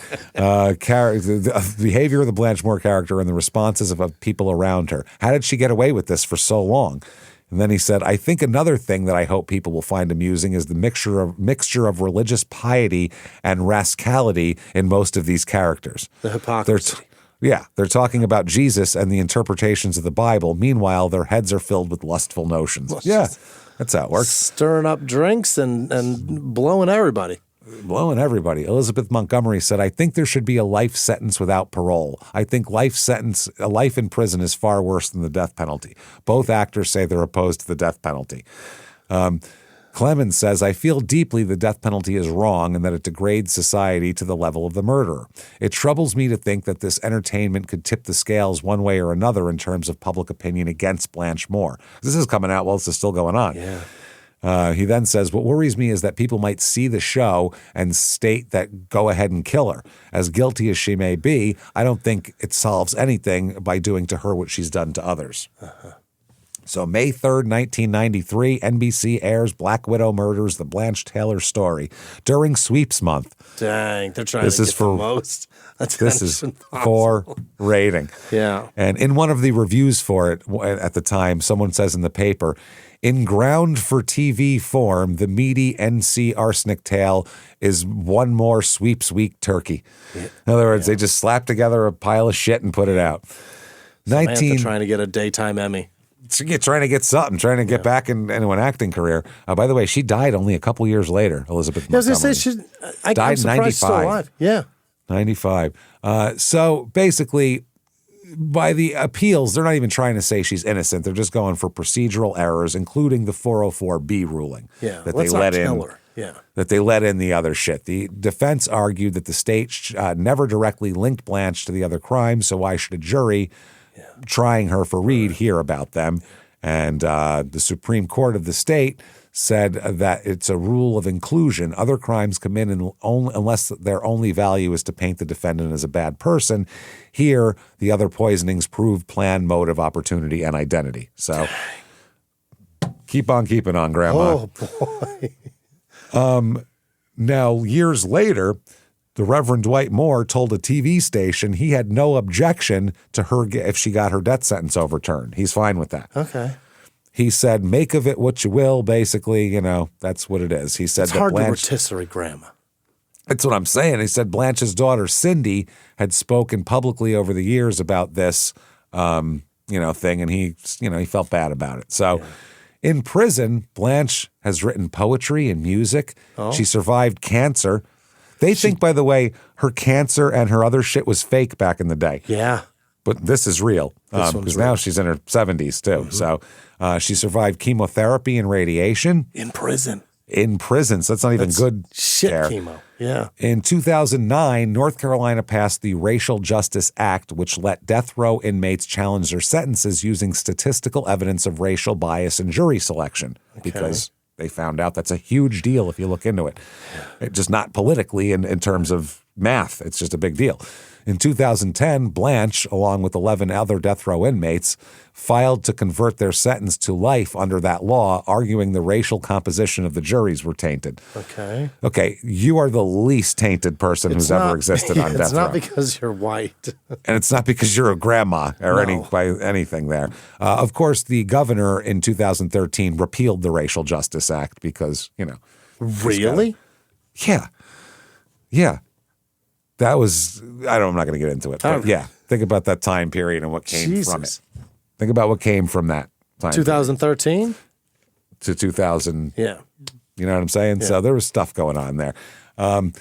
Lawyer here, one of Blanche's own attorneys who argued her appeal, was later convicted of embezzlement for misappropriating client funds, including hers. The lady that was crying? No. Her attorney. The prosecutor was the lady who was crying. Oh, okay. All right. Her attorney. He reportedly also had a history of psychological problems, allegedly. Stole her money. Then, remember Janet Branch Downing, the crying prosecutor? Yeah. Whoa. Okay. She remarried, and that's why she's Janet Downing, left the DA's office in 91. Her only child, a daughter, was born with Rett syndrome, RETT, which is a horrible neurological disorder that wreaks havoc. Over the following years, people said she became a troubled soul. She had a breakdown mentally and emotionally and just lost it, basically. She lost guardianship of her daughter after an emotional breakdown. Oh, no. On the morning of October 10th, 2015, on Interstate 485 in Charlotte, she parked her car on the median and just walked into the fucking road and got hit by a fucking car and killed. On purpose. Holy. She got out and just wandered into the center lane of the interstate and stood there and got hit by a car. In hindsight, I feel like there was a big red flag being waved. You want to talk about a big red flag? The night before, a neighbor said she came to his door asking for, quote, a gun or razor blades. One or the other. Do you happen to have suicide tools? Anything made of metal I could kill myself with, please. My God. Saying she told him she'd hit rock bottom and she was done. Do you have a gun or some blades I could use? And he was like, no. I don't have those either. Well, then I-75's that way. That's it. So the medical examiner ruled it a suicide. She's 62 years old. It's fucking horrible. How old? She was 62 when that happened. Jesus. So North Carolina hasn't executed anybody since 2006. There's lethal injection protocols. They're fighting over the Racial Justice Act, the role of physicians who say that we shouldn't be doing this. Yeah. Do no harm. I'm killing a guy. Can't do that. Yeah. So North Carolina in 2025, though, passed Arena's Law, IRYNA, Arena's Law, named after a young woman murdered in another high-profile case and signed it into effect. The law authorizes alternative execution methods, including firing squad and the electric chair, most relevant to. So we're just going backwards in time. That's barbaric. Why don't we inject them? It's a lot more. And then we go, we can't get the drugs. Well, fuck it. Run them over with a truck then. It's like, what are we doing? String them across the median of the freeway. Fuck, man. So it pushes them to compress capital appeals into a roughly 2-year window to clear the path to execute everyone on death row. What? It's political shit trying to say, I'm the toughest. No, I'm the toughest. That's all it is. So Blanche right now is 93 years old and on fucking death row. And if it's up to them, they want to get all this through so they can execute her when she's like 96. Can you, this little shaky woman there, come on, Grandma, let's get up here. They're going to have to help her into the fucking chair. Wearing Velcro shoes and shit. Are you kidding me? I don't know if her heart... A walker with tennis balls on it coming out to the fucking death row. I don't know if her heart could stand being tied down to a curtain. What the fuck are we doing? Yeah, she's already, never mind, she's gone. Let's just make a rule. If you hit 90, we take you off death row. We're not going to murder a 93-year-old person. That's insane. I don't care what they did. for 30 years? Yeah. If Ted Bundy was 93, we wouldn't take his rickety ass and sit him in a chair. We'd go, just hang out, Ted. I don't think the raping days are done. I think every college girl in the country could take him now. That's what I mean. I think we're all safe. So he might have a coronary just seeing a pair of tits at that point. Yeah, you could kill him with that. Just put him in the chair, and then on the viewing window, just have a chick flash and have the tripods pull them all out. That's it. Explode his fucking heart. He comes in his pants and dies right then. We're going to kill Grandma, everybody. Come on. That's crazy. Wow. So in the media here in 1993, that author wrote a book. The author found evidence that seemed to indicate that Moore set up Hutton in the sexual harassment suit and may have intentionally set the two fires. That's the other thing, too. They think she set the two fires, lied about the sexual harassment suit, lied about having cancer, lied about having surgeries. Bad. Okay, 1999, the Discovery Channel's The New Detectives, Season 4, Episode 6, Great Women show. Who Kill. Oh, yeah. Featured her and her crimes. They were also portrayed on Evil Lives Here and Snapped, of course, because a woman killed somebody. So it's got to be on she's Snapped. a gal. Yep. Also, Deadly Women as well. So there you go. Current Blanche, she is incarcerated, North Carolina Correctional Institution for Women in Raleigh, and she is registered prisoner number 0288088. And they are sharpening all kinds of shit to stab her with. I will tell you what. So there you go, everybody. That is Burlington, North Carolina, and quite a fuck. I know we had a poisoning like a month and a half ago, 2 months ago, but that was a totally different thing. Like this is unbelievable. This is a serial killer. So, she got next to nothing in benefit of this. Oh yeah, really not a lot. Jesus, not Blanche. too much. It's crazy. So if you enjoyed the story or just like the way we do our thing here, please get on whatever app you're on. Give us 5 stars. Yeah. Netflix, give a thumbs up. It helps tremendously. Thank you for doing that because this takes a lot of work and that really doesn't. So please do that. It makes it easier. Shutupandgivememurder.com is where you go for everything small town murder, crime and sports, and your stupid opinions related. By the way, everybody, crime and sports, we are doing a long series on a football player who's a murderer in the Yahweh Ben Yahweh cult. The sports was over in about 5 minutes, and we're just talking about cults and murder for a long time. So it's a good way to get yourself into crime and sports as well. So do that. Hang out with us. Get your merchandise. Get your tickets to live shows. September 18th, the shows start back up again. We take the summer off. Yeah. September 18th, back at the Pabst in Milwaukee, which is one of our favorite places to be. Awesome. I love the Pabst. We love it. Love that whole place. Yeah. Love even the green room is great. Place is great. The staff is great. And Robin's the best. Yeah. And that is almost gone, those tickets. So if you want to go to that, get those now. Minneapolis the next night, September 19th, State Theater. You guys need to catch up to Milwaukee, everybody. Don't let them punk you. I mean, think about this shit. Otherwise, it's like the Packers beating the shit out of the Vikings. You don't want that. So then we have October 3rd in Dallas. Get your tickets for that. And then October 16th and 17th, San Jose and Sacramento. And then Terrytown, November 13th, Boston, November 14th. Those Terrytown ones are almost gone. Get those now if you want them. So do that. Shutupandgivememurder.com. Also follow on social media. We are at Small Town Murder on Instagram, at Small Town Pod on Facebook. So hang out with us there.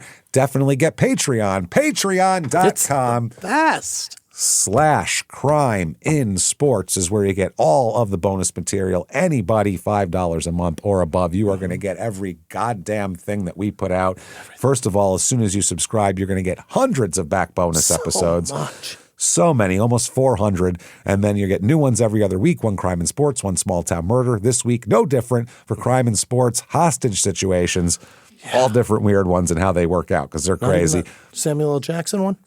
No, well, we might. You never know. Then for small town murder, we did the crash already based on your poll. It's going to be Corey Richens part 3. All of her kids' statements come in about what actually happened that night and what kind of a mother she is. And her statement is wild. You need to hear this shit to believe it. And then after that is going to be prisoner dating games. Can't wait. Get your goddamn Patreon right now. Patreon.com/crime in sports is where you get all of that. And you also get everything we put out. Crime and sports, your stupid opinion, small town murder, all ad free. And you get a shout out at the end of the show, which is right now. Jimmy, hit me with the names of the best fucking people in the world. Hit me with them right goddamn now. This week's executive producer, Gary Howard. He's in Jacksonville, Florida. And Happy Hours in Splendora, Texas. Look at the two of you crisscrossing the South and missing back each and other. forth. Yeah. Paper Magic Trader also. Thank you so much. Thank you. You're amazing. You're the best. Thank you. Shit, yeah. Other producers this week, Winnie Gruncy Fartsy. I don't know what that means, but happy birthday, Winnie.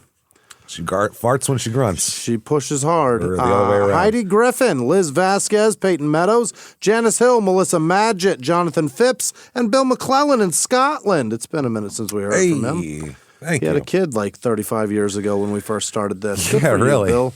Your kid's the old kid just enough graduated to law vote. school.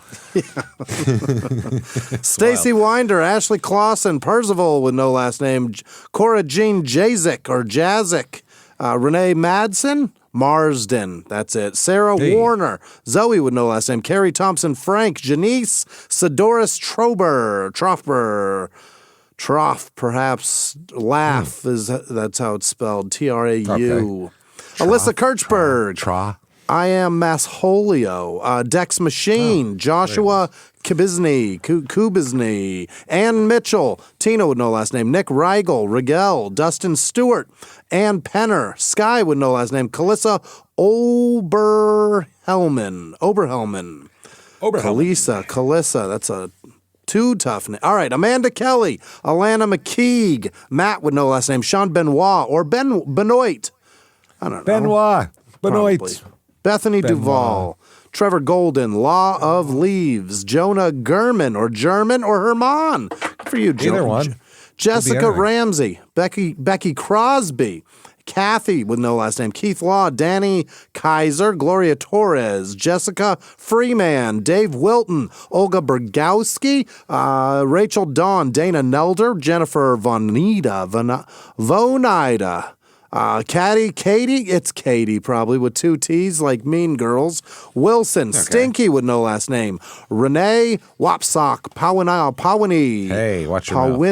Powini. Renee, I'm blowing it. Amanda Ross, Jamie Headland, Leah Goforth, Mudrun, Ashley with no last name, Steve Osborne, Stephanie with no last name, Tattle Turtle, Mariska Summers, Sophie M, Emily Hayes, Victoria Brooke, Kenny with no last name, Megan 2.0, Whitney Connor, Amanda W, Stacy Lawson, Frank Norenbrock, Candace Bishop, Stephanie Sloan, Bridget Grimm, David Mendoza, Jen Myers, Kristen Henson, Stephanie with no last name, Janelle Bassett, Legume Wolf, those are beans, Rachel Montgomery, Cedar Rupp, Rupp, it's Cedar, it's spelled Cedar. Cedar. Ebony or Ebone, Gregory, it's probably Ebone. Ebony, right? What's up, brah?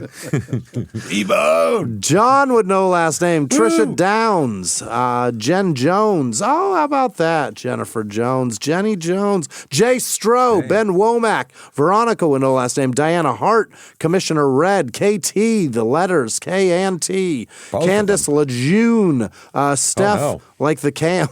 Yeah, like the camp with the cancer water. That's not good. Steph Martin, man. Caitlin Simpson, Carrie Tangi, Spensani. Spenson? What is that? Spensane? Mike Coit, like us. Our prices are spensane, everybody. Joe with no last name, Sally Bodle, Don Honnebach, Erica with no last name, Don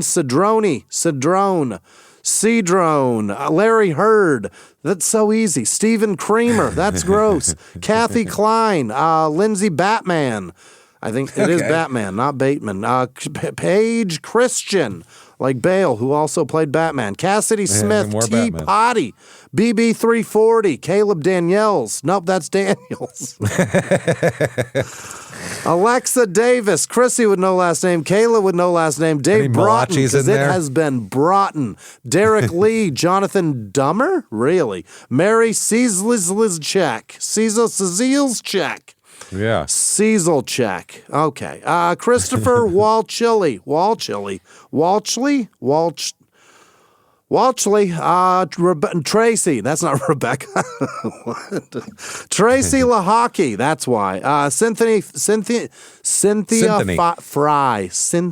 Javon Apolliner. Apolliner. Joseph Killen, M.H. Laurie, John S., Krista Day, Kathy with no last name, Michelle Viata, Matt with no last name, Jennifer with no last name, Shalay Emmert, Doris Rogers, Kayla Marquardt, Cherie Chance, Hannah with no last name, Megan Bazzoni, Melania, nope, that's Melanie, no, that is Melania, Stralele, Straheel, Jenna Grundle, what? Oh, very nice. That's not good. Slip TV, Drummer Guy, Heather Glorizio, Sarah Anderson, Brandy Williams, Maxandra, Miles Plagerman, Rachel Claudel, April Mercedes, Ida Morris, Laura with no last name, Cheryl Norquay, Alex the Great, and then all of our patrons that do this for us. You're the best. Thank you.